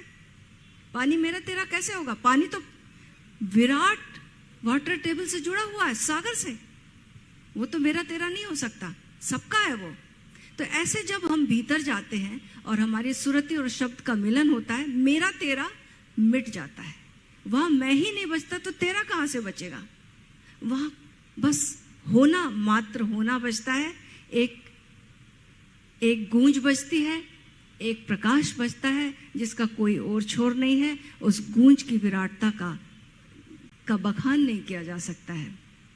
सुरति शब्द का जब मिलन होता है, दूर हुआ तब अंधेरा, सतगुरु मुंह से आन मिले। और याद रखना, सतगुरु ही मिलते हैं आकर, हम नहीं मिल सकते, क्योंकि हम तो अंधेरे में हैं। कौन हमारा है हमें पता ही नहीं चलेगा, सिवाय सतगुरु के कोई हमारा नहीं है। सतगुरु का साथ ही इस दुनिया का साथ है और उस दुनिया का साथ है, इस जीवन का साथ है और महाजीवन का साथ है। जब सतगुरु स्वयं शिष्य से आकर मिलता, ऐसी परिस्थिति अस्तित्व बनाता है और मिलन होता है। और इस मिलने के बाद ये मोह और मेरा और तेरे के घेरे से हम पार हो जाते हैं और एक विराट सत्ता के अनुभव में हम डूब जाते हैं, जिसको कहते हैं, नानक कहते हैं, एक ओंकार सतनाम। शब्द कह लो, प्रणव कह लो, ओंकार कह लो, अनाहत नाद कह लो, बस इशारे हैं।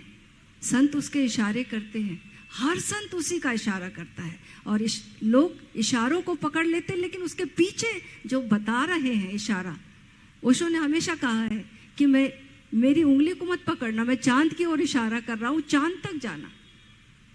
ओशो का समझो इशारा, सुनो सब ओंकारा, गुरुवर ने भव जल से तारा, सुनो सब ओंकारा। गुरु नानक ने राज बताया, छेड़ छेड़ एक तारा, सुनो सब ओंकारा।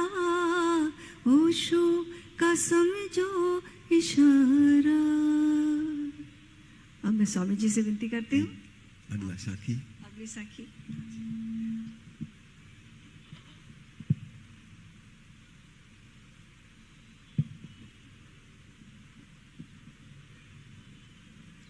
सतगुरु सुरती शब्दा साच हुआ है, किस विधि उनका मरना। सुरती शब्दा साच हुआ है, किस विधि उनका मरना। सतगुरु मोए आन मिले, अब कहा रहा है करना, कहा रहा है करना। बड़ी प्यारी बात इस साखी में है। सुरती शब्द का जब मिलन हो गया, अर्थात हमारा होश, हमारी जागृति, हमारी चेतना और ओंकार, निराकार और ओंकार, निराकार चेतना और ओंकार, इनका जब मिलन हुआ, तब जैसे ही हम यमराज की पकड़ से बाहर हो गए। अब कोई मृत्यु नहीं हो सकती, अब काहे का मरना।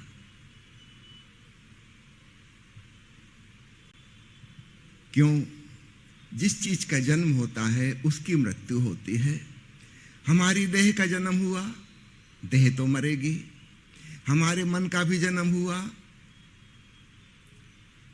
हमने भाषा सीखी, ज्ञान सीखा, स्कूल कॉलेज गए, बहुत जानकारी इकट्ठी की, मन का जन्म हुआ शिक्षा के द्वारा, यह भी समाप्त हो जाएगा। चिता पर केवल शरीर ही राख नहीं होगा, ये मन भी राख हो जाएगा, सब खत्म हो जाएगा। तो विचारों का तो जन्म हुआ है, विचार समाप्त हो जाएंगे। हमारे हृदय में जो भावनाएं पैदा होती हैं वो भी समाप्त हो जाती हैं, हम खुद ही जानते हैं। कभी क्रोध उत्पन्न हो जाता है, एक दुर्भावना आ गई, मगर थोड़ी देर में खत्म भी हो जाता है। प्रेम पैदा हो जाता है, समाप्त भी हो जाता है। कभी किसी भावना को आपने टिकते देखा? कोई भावना कभी नहीं टिकती, आती है चली जाती है। अंग्रेजी में बहुत अच्छा शब्द है भावना के लिए, इमोशन। इमोशन का मतलब है that which is always in motion, in movement. आती है जाती है। अभी थोड़े दिन पहले एक सज्जन आए थे, कहने लगे मुझे बहुत गुस्सा आता है, क्या करूं? मैंने कहा कुछ करने की जरूरत नहीं है, आखिर परमानेंट तो नहीं रहता ना, चला जाता है, तो जैसा आया है चला जाएगा। मजे से देखो, मेहमान है थोड़ी देर का। कोई भी भावना कहीं टिकती है क्या? इसका अर्थ हुआ जो भी आया है वह जाएगा, जिसकी जन्म हुई है उसकी मृत्यु होगी, जिसकी शुरुआत है उसका समापन होगा। लेकिन जब हमारा चैतन्य ओंकार श्रवण में लौलीन होता है, तब हम एक ऐसी जगह पहुंच गए जिसका आरंभ और समापन नहीं है। यह ओंकार की ध्वनि कहीं से शुरू नहीं हो रही और कहीं समाप्त नहीं हो रही। ये जो भीतर प्रकाश है, भीतर दूर हुआ अंधेरा, वो रोशनी हो गई। संत गोरखनाथ ने उसके लिए कहा है शब्द भया उजियारा। भीतर केवल शब्द ही नहीं है, शब्द में रोशनी भी है। ध्वनि और रोशनी एक साथ, शब्द भया उजियारा। एक अद्भुत घटना है, हमारे शरीर में तो हमारी इंद्रियां अलग अलग हैं। शरीर का एक हिस्सा देखता है, एक हिस्सा सुनता है, एक हिस्सा छूता है, अलग अलग फंक्शन है सबके, अलग अलग इंद्रियां हैं। जब हम अंतरात्मा में पहुंचते हैं, आत्म के डेरा में, वहां पर कोई अलग अलग आंख, कान, नाक इत्यादि नहीं है। उसको हम अतीन्द्रिय अनुभव कहें, उसमें सब कुछ इकट्ठा है। वहां हम सुनते भी हैं, देखते भी हैं, स्पर्श भी करते हैं, दिव्य सुगंध का, दिव्य स्वाद का भी एहसास होता है। सब कुछ इकट्ठा, खंड खंड में नहीं। भीतर परमात्मा अखंड है, उसका अनुभव भी अखंड है। बाहर के जगत में हम जो भी जानते हैं, क्योंकि हम जिस इंद्रिय के माध्यम से जानते हैं वो खुद ही एक छोटा सा खंड है, इसलिए उसके द्वारा जो भी जाना जाएगा वह भी एक छोटा सा खंड होगा। बाहर के जगत में हम अखंड को नहीं जान सकते, हमेशा एक छोटे से हिस्से को ही जान सकते हैं।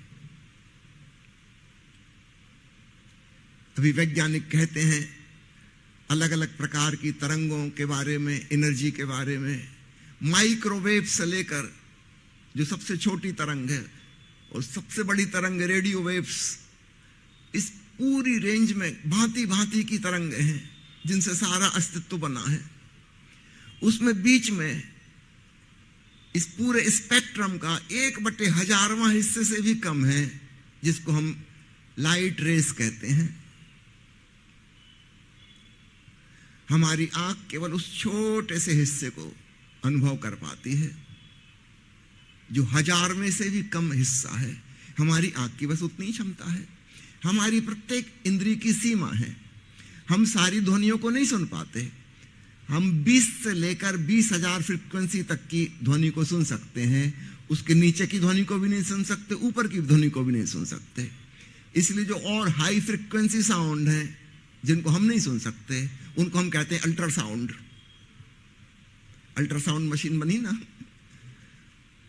वो ऐसी आवाज है जिसको हम नहीं सुन सकते, है तो आवाज की ध्वनि। इसी प्रकार जिसको हम देख नहीं सकते वो है इंफ्रारेड और अल्ट्रावायलेट, है वो भी प्रकाश, लेकिन हमारी आंख की क्षमता नहीं है देखने की, हमारी रेंज के बाहर है। और याद रखना, हम सब लोग यहां जो बैठे, हम सबको इंद्रधनुष के 7 रंग दिखाई नहीं देते। हम में से कुछ लोग हैं कलर ब्लाइंड, किसी को हरा और लाल एक ही दिखाई देता है, किसी को नीला और हरा एक ही दिखाई देता है। वो तो हम टेस्ट कराएं तब पता चलता है कि अच्छा हमारी आंख में गड़बड़ है, सामान्यता है पता नहीं चलता। एक बहुत बड़ा रसायनविद हुआ है डाल्टन, केमिस्ट्री में उसने बड़ी बेसिक खोजें की थी। आपको जानकर हैरानी होगी, रसायनविदों का काम तो रंग देखकर ही होता है। टाइट्रेशन कर रहे हैं, एक केमिकल को दूसरे केमिकल में मिला रहे हैं, फिर उसका रंग चेंज हो गया तो पता चला कि अच्छा कुछ केमिकल रिएक्शन हुआ है। पूरी जिंदगी भर बेचारा रासायनिक खोज करता रहा। जब उसकी शादी की 50वीं वर्षगांठ मनाई जानी थी तो अपनी पत्नी के लिए कुछ गिफ्ट देने के लिए, सरप्राइज गिफ्ट, तो अकेला ही बाजार गया था, पत्नी को साथ ले नहीं गया। शाम को समारोह में बताएंगे। संयोग की बात ऐसा हुआ, जहां से उसने कपड़े खरीदे थे और जूते खरीदे थे उस दुकान पर मोजे नहीं थे। तो उसने कहा कोई बात नहीं, दूसरी दुकान से ले लूंगा। तो उसने वहां से कपड़े और जूते पैक करवा लिए और बगल में दूसरी दुकान थी, वहां जाके उसने मोजे ले लिए। लाल रंग की ड्रेस थी, लाल रंग के जूते थे, लाल रंग के उसने मोजे उठा लिए शोकेस में से और वो पैक करवा लिए, ले आया घर। रात को सरप्राइज पार्टी चल रही थी, सब मेहमान और रिश्तेदार इकट्ठे थे। जब उसने पैकिंग खोल ली तो सब लोग हंसने लगे। उसको समझ में ना आया कि हंस क्यों रहे हैं। उसकी पत्नी कहने लगी तुमने ये क्या किया, ये कैसी गिफ्ट लाए, लाल रंग के जूता, हरे रंग के मोजा। उसने कहा क्या बात करती हो, दोनों बिल्कुल मैचिंग है। तब अन्य लोगों से पूछा तो पहले तो समझा कि पत्नी मजाक कर रही है, अन्य लोग मजाक कर रहे हैं, लेकिन जब सारे लोग कह रहे हैं कि ये तो अलग अलग हैं, करीब 70-80 लोग मौजूद थे, सिर्फ 2 लोगों ने कहा कि मैचिंग है। इसका मतलब वो 2 भी कलर ब्लाइंड थे, डाल्टन की तरह। अगर एक ही दुकान से खरीदता तो दुकानदार खुद ही मैच करके दे देता, ये रहस्य कभी उजागर ना होता कि डाल्टन कलर ब्लाइंड है। वो तो संयोग की बात, 2 अलग अलग दुकानों से उसने सामान लिया। उसको लाल और हरा एक ही दिखता है। इसलिए ड्राइविंग टेस्ट जब करते हैं ना किसी की, उसमें 3 कलर टेस्ट जरूर करवाते हैं ताकि इनको चौराहे पर रंग दिखाई दे, इनको कुछ का कुछ ना समझ लें, ग्रीन को रेड समझ लें। इसकी टेस्ट करते हैं। तो हमारी आंख की भी एक क्षमता है, लिमिटेड क्षमता है, बहुत थोड़ा सा ही हम देख सकते हैं। हमसे ज्यादा रात्रि को जो पंछी उड़ते हैं ना, चमगादड़, उनको दिखाई देता है, उल्लू को दिखाई देता है, रात को चलने वाले निशाचर, बहुत से जीव जंतु हैं, उनकी आंख हमसे बहुत ज्यादा देख पाती है, हम नहीं देख पाते। हम कहेंगे बिल्कुल अंधेरा है, वो कहेंगे नहीं नहीं सब कुछ दिख रहा है। हम जितना सुन पाते हैं इससे ज्यादा सुन पाता है घोड़ा, उसकी रेंज बहुत बड़ी है। हम जितना सूंघ पाते हैं, कुत्ते की रेंज हमसे कम से कम 10 गुनी ज्यादा बड़ी है, उसकी नाक बहुत तेज है। हम जिन सुगंध को नहीं पहचान सकते, कुत्ता उनको भी पहचानता है, लंबे समय बाद भी पहचान सकता है। 1 हफ्ते पहले यहां पर कौन आया था वो पता लगा लेगा, वो कहां गया है, उस गंध के हिसाब से वो ढूंढ लेगा। तो बाहर की इंद्रियों के माध्यम से हम जो भी जानते हैं वह बहुत छोटा सा खंड होता है। अखंड ब्रह्म को तो हम जान ही नहीं सकते, इसका मतलब कभी भी नहीं जान सकते। लेकिन भीतर हम जिसे जानते हैं वहां पर रोशनी और ध्वनि इकट्ठे, सब कुछ वहां इकट्ठा है, अलग अलग नहीं है। तो संत गोरखनाथ कहते हैं शब्द भया उजियारा, वही गुरु बावनी में है कि भीतर दूर हुआ अंधेरा। शब्द ही सुनाई नहीं दिया, अंधेरा भी दूर हो गया, भीतर सब उजागर हो गया। जिसको हम कहें आत्मा का आलोक, वह प्रकट हो गया। और अद्भुत घटना घटती है, वह प्रकाश और वह आलोक, वह ओंकार न कभी शुरू होता न कभी समाप्त होता। हमारे प्यारे सदगुरु ओशो ने अपनी समाधि पर जो वचन लिखवाया है वह स्मरणीय है। Osho never born never died, न कभी जन्मे न कभी मरे। यहां किसकी चर्चा हो रही है? शरीर की चर्चा नहीं हो रही है, मन की चर्चा नहीं हो रही है, उस चैतन्य की चर्चा हो रही है जो प्रकाश से और ओंकार से ओतप्रोत है। Never born never died. तो उसी तरफ इशारा गुरु बावनी में मिल रहा है कि अब कोई मरना नहीं बचा। एक छोटी सी कहानी कहकर मैं अपनी बात पूरा करूं। वो कहानी आपने सुनी होगी, बचपन में सभी लोगों ने पढ़ी है, नचिकेता की कहानी। छोटा बच्चा था, उसके पिता अपना सब कुछ दान दे रहे थे, बूढ़ी बूढ़ी गाय भी दान कर रहे थे। वो छोटा बच्चा बैठा देख रहा है, उसको थोड़ा आश्चर्य होता है कि बूढ़ी गाय जो दूध भी नहीं देती, इसको दान देने का क्या मतलब है? ये तो जिसको दे रहा है उसके लिए और बर्डन हो जाएगी। तो उसने पूछा अपने पिता से कि आप ये बूढ़ी गऊ क्यों दान कर रहे हैं? पिता को अच्छा नहीं लगा, ये लड़का बीच में बोलता है, गुस्से में कहा कि मैं अपना सब कुछ दान कर रहा हूं। तो उसमें ये भी आती हैं। नचिकेता ने पूछा कि पिताजी, मैं भी तो आपका हूं, जब आप सब कुछ दान कर रहे हैं तो मुझे भी दान करेंगे, किसको दान देंगे? अब बाप को बहुत गुस्सा आ गया, उनका तुझे यमराज को दान करता हूं। नचिकेता पहुंच जाता है यमलोक, यमराज के द्वार खटखटाता है, यमराज की पत्नी दरवाजा खोलती हैं। वो कहता है कि मैं यमराज से मिलने आया हूं, मेरे पिताजी ने भेजा है। यम की पत्नी कहती है कि वो अभी बाहर गए हैं और उनको आने में वक्त लगेगा, तुम बैठो, विश्राम करो, स्नान करो, भोजन लो। उसने कहा नहीं, जब तक जिस मुख्य काम से आया हूं पहले वो हो जाए, उसके बाद ही अन्य कुछ और। वो वहां बैठ गया द्वार पर। 3 दिन के बाद यमराज आए। यम की पत्नी ने बताया कि ये बालक बड़ा संकल्पवान है, 3 दिन से भूखा प्यासा बैठा है, सोया भी नहीं, जागा हुआ है, कहीं ऐसा ना हो कि यमराज आए और मैं मुलाकात ना हो पाए। यमराज उसकी लगन और निष्ठा देखकर बहुत प्रभावित हुए और कहा कि बेटा, मैं बहुत प्रसन्न हूं, तुझे वरदान देता हूं, बोल क्या चाहिए? नचिकेता ने कहा कि महाराज, मैं छोटा बच्चा हूं, नादान हूं, मैं नहीं समझता क्या पाने योग्य है, क्या पाने योग्य नहीं है। आप बड़े हैं, आप अनुभवी हैं, आप ज्ञानी हैं, आप वही दे दें जो देने योग्य हो। मैं अपने मुख से वरदान नहीं मांगूंगा, क्योंकि मैं अज्ञानी हूं, मैं मांगूंगा उसमें भी कुछ भूल चूक हो जाएगी, वो पाने योग्य है कि नहीं मुझे तो पता नहीं। आप प्रसन्न हैं, कुछ देना चाहते हैं तो आप ही अपनी मन से वरदान दे दीजिए। यमराज ने कहा कि तुझे लंबी उम्र देता हूं, जितना जीना हो उतना जीना,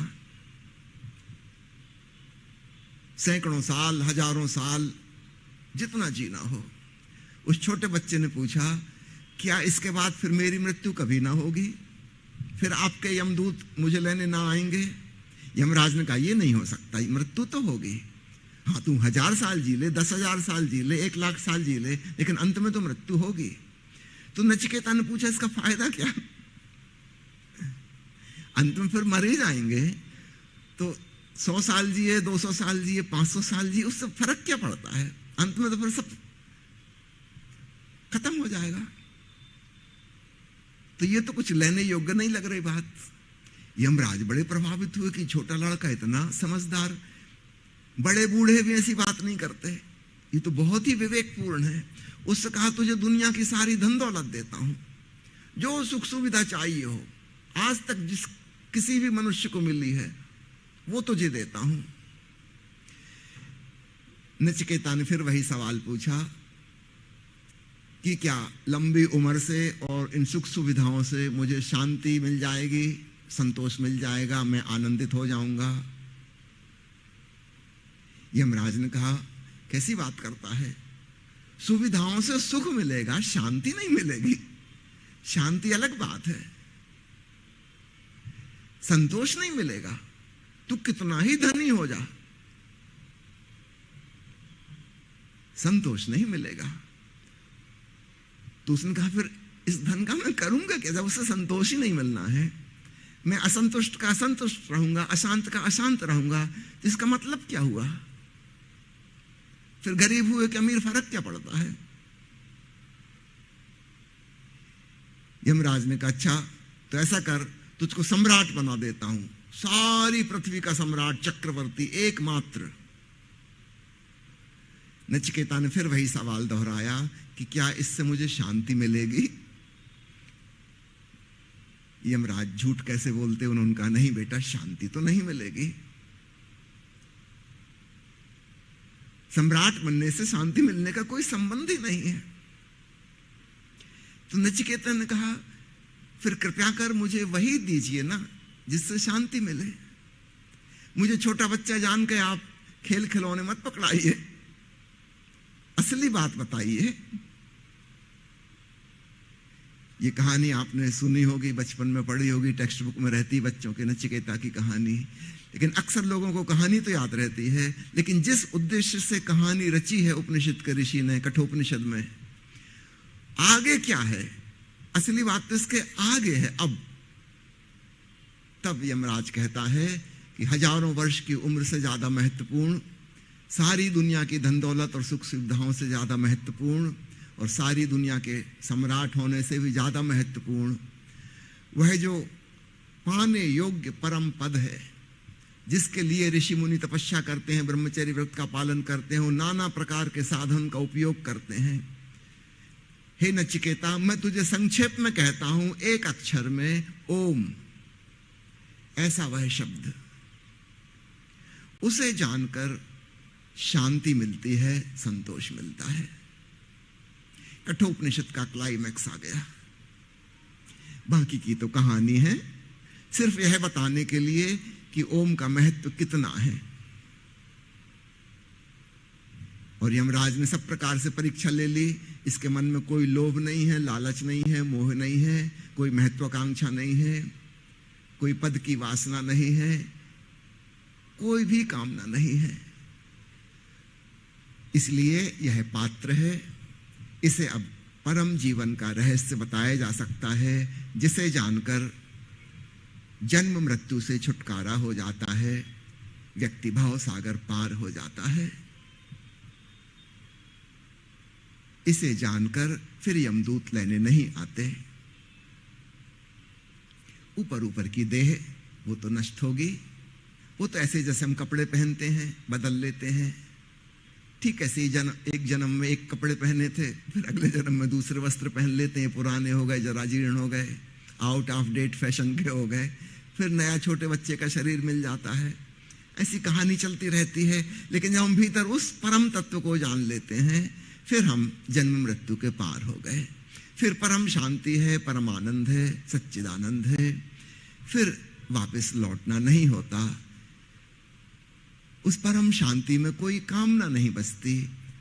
कामना की वजह से ही हम फिर जन्म लेते हैं। जब हम निष्काम हो गए, निर्बीज हो गए, फिर कैसा जन्म। तो प्यारे मित्रों, पूज्यनीय संत राम महाराज जी की कृपा से, फिर लक्ष्मण दास महाराज जी की श्रृंखला, और उसके बाद अभी तक वर्तमान में जो महाराज श्री हमारे सम्मुख मौजूद हैं, इन सबको प्रणाम करते हैं हम। और कल सुबह से इन सब के आशीर्वाद से, ओशो के आशीर्वाद से साधना की शुरुआत करते हैं। उसका लक्ष्य आप समझ गए होंगे। उसका लक्ष्य है ओंकार श्रवण में डूबना, लौलीन होना और अंततः एकात्म हो जाना। अंत में कोई द्वैत नहीं बचेगा। आप शुरू में तो ऐसा लगेगा कि मैं हूं और ओंकार की ध्वनि है, मैं सुनने वाला हूं और ब्रह्म के नाद को सुन रहा हूं। एक द्वैत होगा, एक द्वंद्व होगा, लेकिन अंत में एक क्षण ऐसा आएगा, सौभाग्य से इन 3 दिनों में वह दिन आएगा, वह सौभाग्य का क्षण जहां द्वैत विलीन हो जाएगा। फिर ऐसा नहीं लगेगा कि मैं एक साधक हूं, नाद ब्रह्म को सुन रहा हूं, नहीं, ऐसा लगेगा कि मैं यही हूं, अहम ब्रह्मास्मि, मैं ओंकार स्वरूप ही हूं। अपने वास्तविक स्वरूप का एहसास हो जाएगा। अंत में भक्त और भगवान दोनों विदा हो जाते हैं। न भक्त बसता न भगवान बसता। संत कबीर ने कहा है, प्रेम गली अति सांकरी तामे दो न समाए, जब मैं था तब हरि नहीं, अब हरि है मैं नहीं। सारा द्वंद विलीन हो जाता है। तो उस महासौभाग्य की घड़ी के लिए हम साधना करेंगे, प्रार्थना करेंगे और कल सुबह से वह अंतर यात्रा आरंभ करेंगे। बहुत बहुत धन्यवाद। जय ओशो, जय महाराज। इसके बाद 5 मिनट का मौन ध्यान करेंगे। माँ प्रिया जी 5 मिनट फिर करा दें।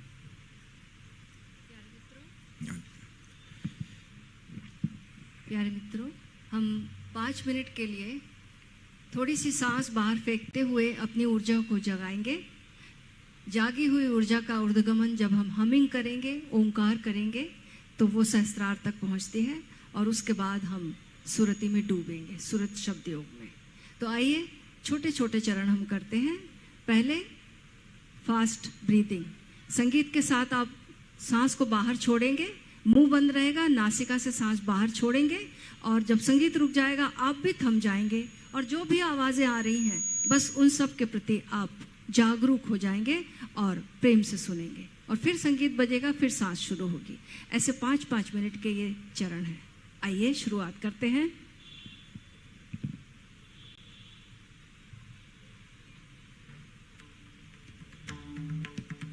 शुरू करिए, सांस छोड़िए।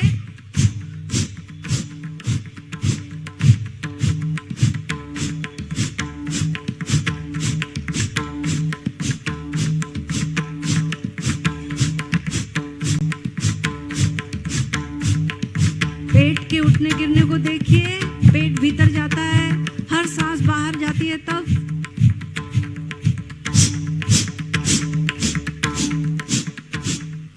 थम जाइए, सुनिए, जो भी आवाज आ रही सुनिए। शुरू सांस,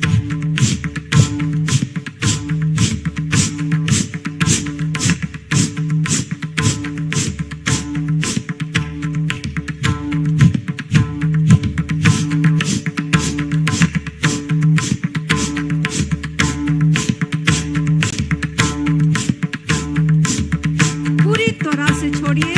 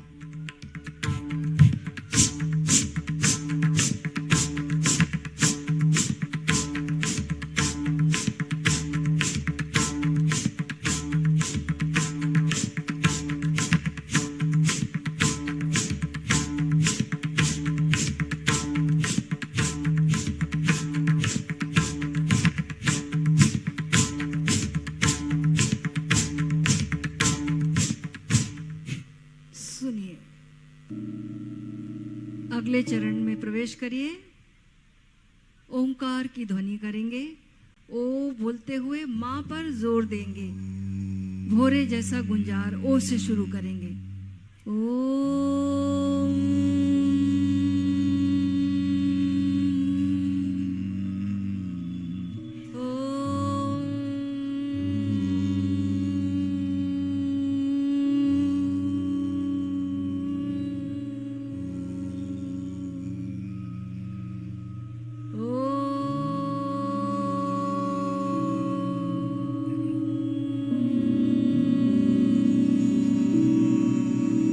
अपनी आवाज सुनेंगे भी।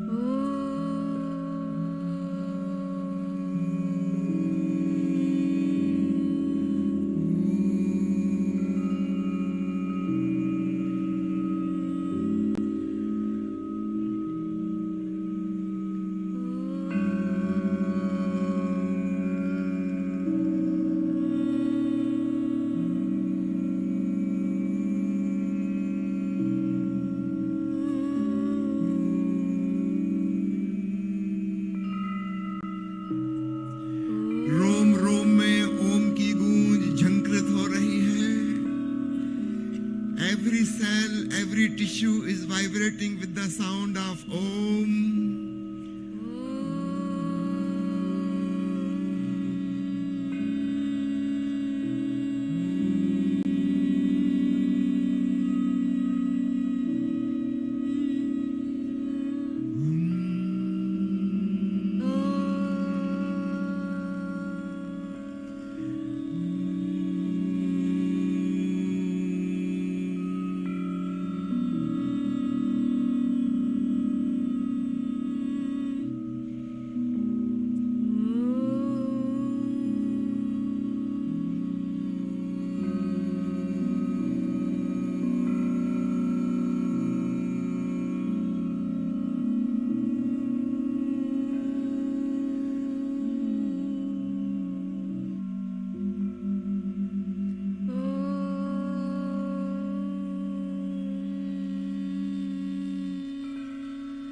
Feeling of bodilessness, weightlessness, जैसे निर्भर हो गए, देह के पार हो गए।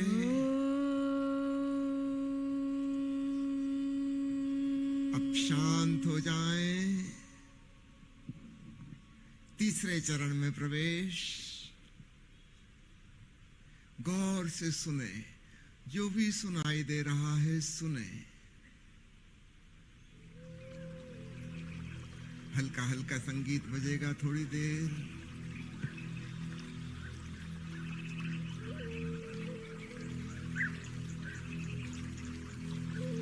ये पंछियों की आवाज, नदी का कलरव, बीच बीच में बांसुरी की टेर।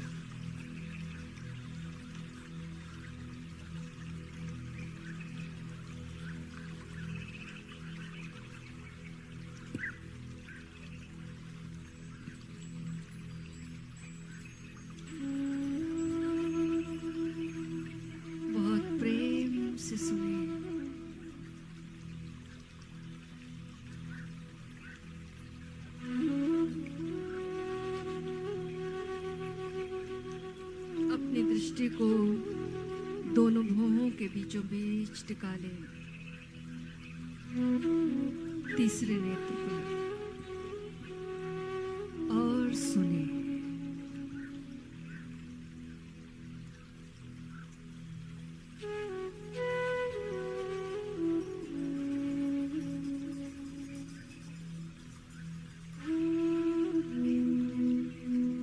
अद्भुत शांति का अवतरण हो रहा है।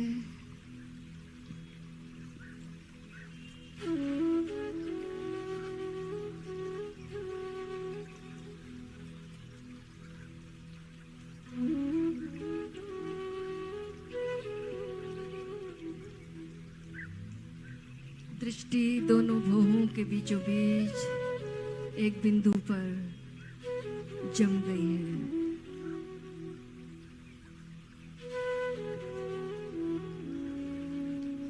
और ये मधुर संगीत, चिड़ियों की आवाज,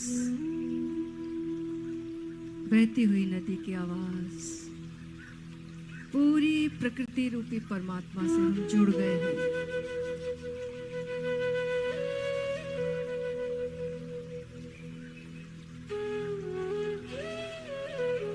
आती जाती सांस,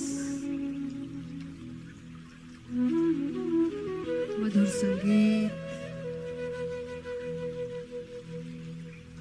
और भीतर लौटी हुई दृष्टि।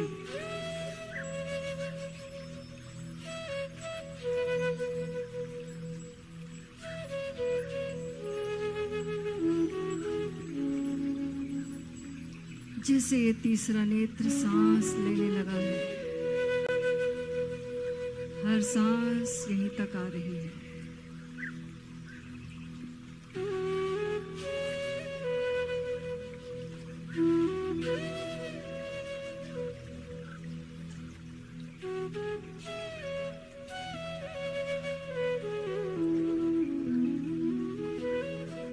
हर संगीत की ध्वनि यहीं से टकरा रही है। इसकी तरंगे तीसरे नेत्र को छू रही है।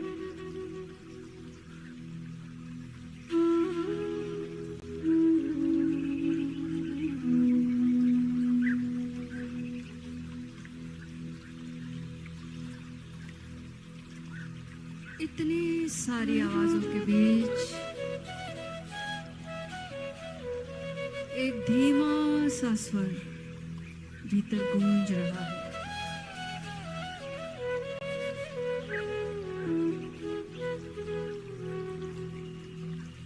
परमात्मा फुसफुसाता है।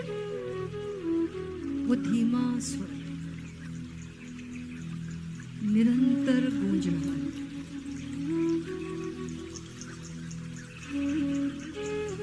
रात के सन्नाटे की तरह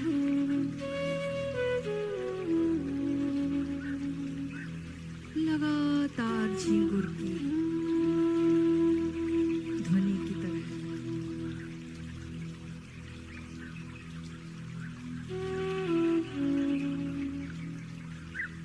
डूब जाए शांति में, अपार आनंद है।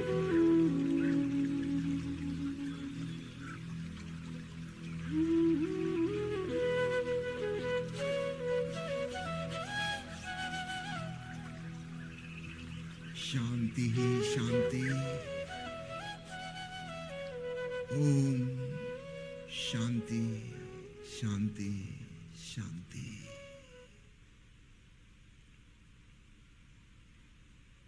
बाहर का संगीत बंद हुआ, भीतर का संगीत जो शाश्वत स्वर गूंज रहा है उसे सुने।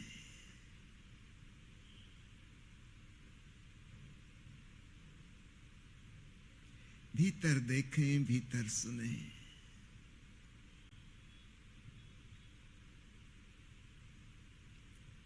आखिरी 2 मिनट सारे संसार को भूल जाएं, बस आत्म का डेरा।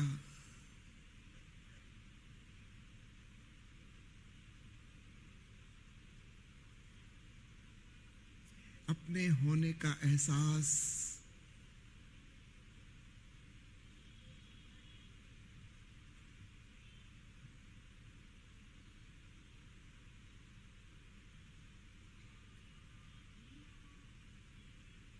निराकार चेतना,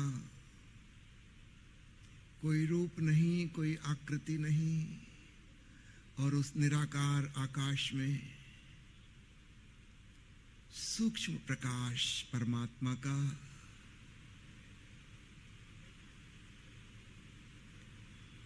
अनहद नाद से ओतप्रोत आत्मा का आकाश,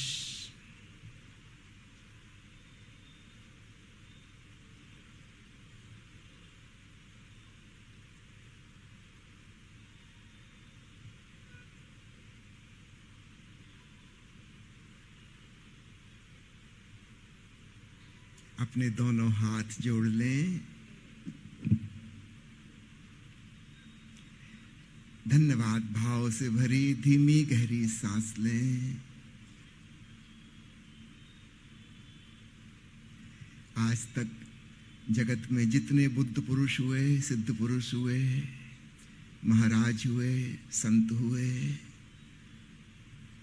हम उन सबको प्रणाम करते हैं। उन सब की कृपा, उनके आशीष से अंतर यात्रा के कुछ कदम हम उठाएंगे आगामी 3 दिनों में। जय ओशो, जय महाराज, जय महाराज।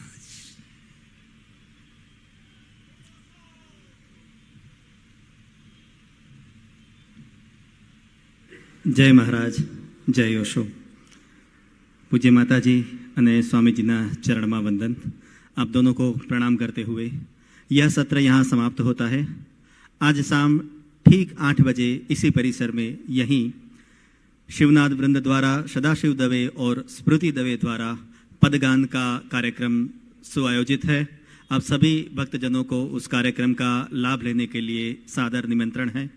इसके साथ साथ ये योग शिविर तो चलेगी, लेकिन कल से, खासकर कल इसी समय 4:30 बजे यहाँ पर प्रश्नोत्तरी सत्र शुरू होगा, जो ओपन फॉर ऑल है। जिन्होंने रजिस्ट्रेशन नहीं किया है वे लोग भी यहाँ आ सकते हैं।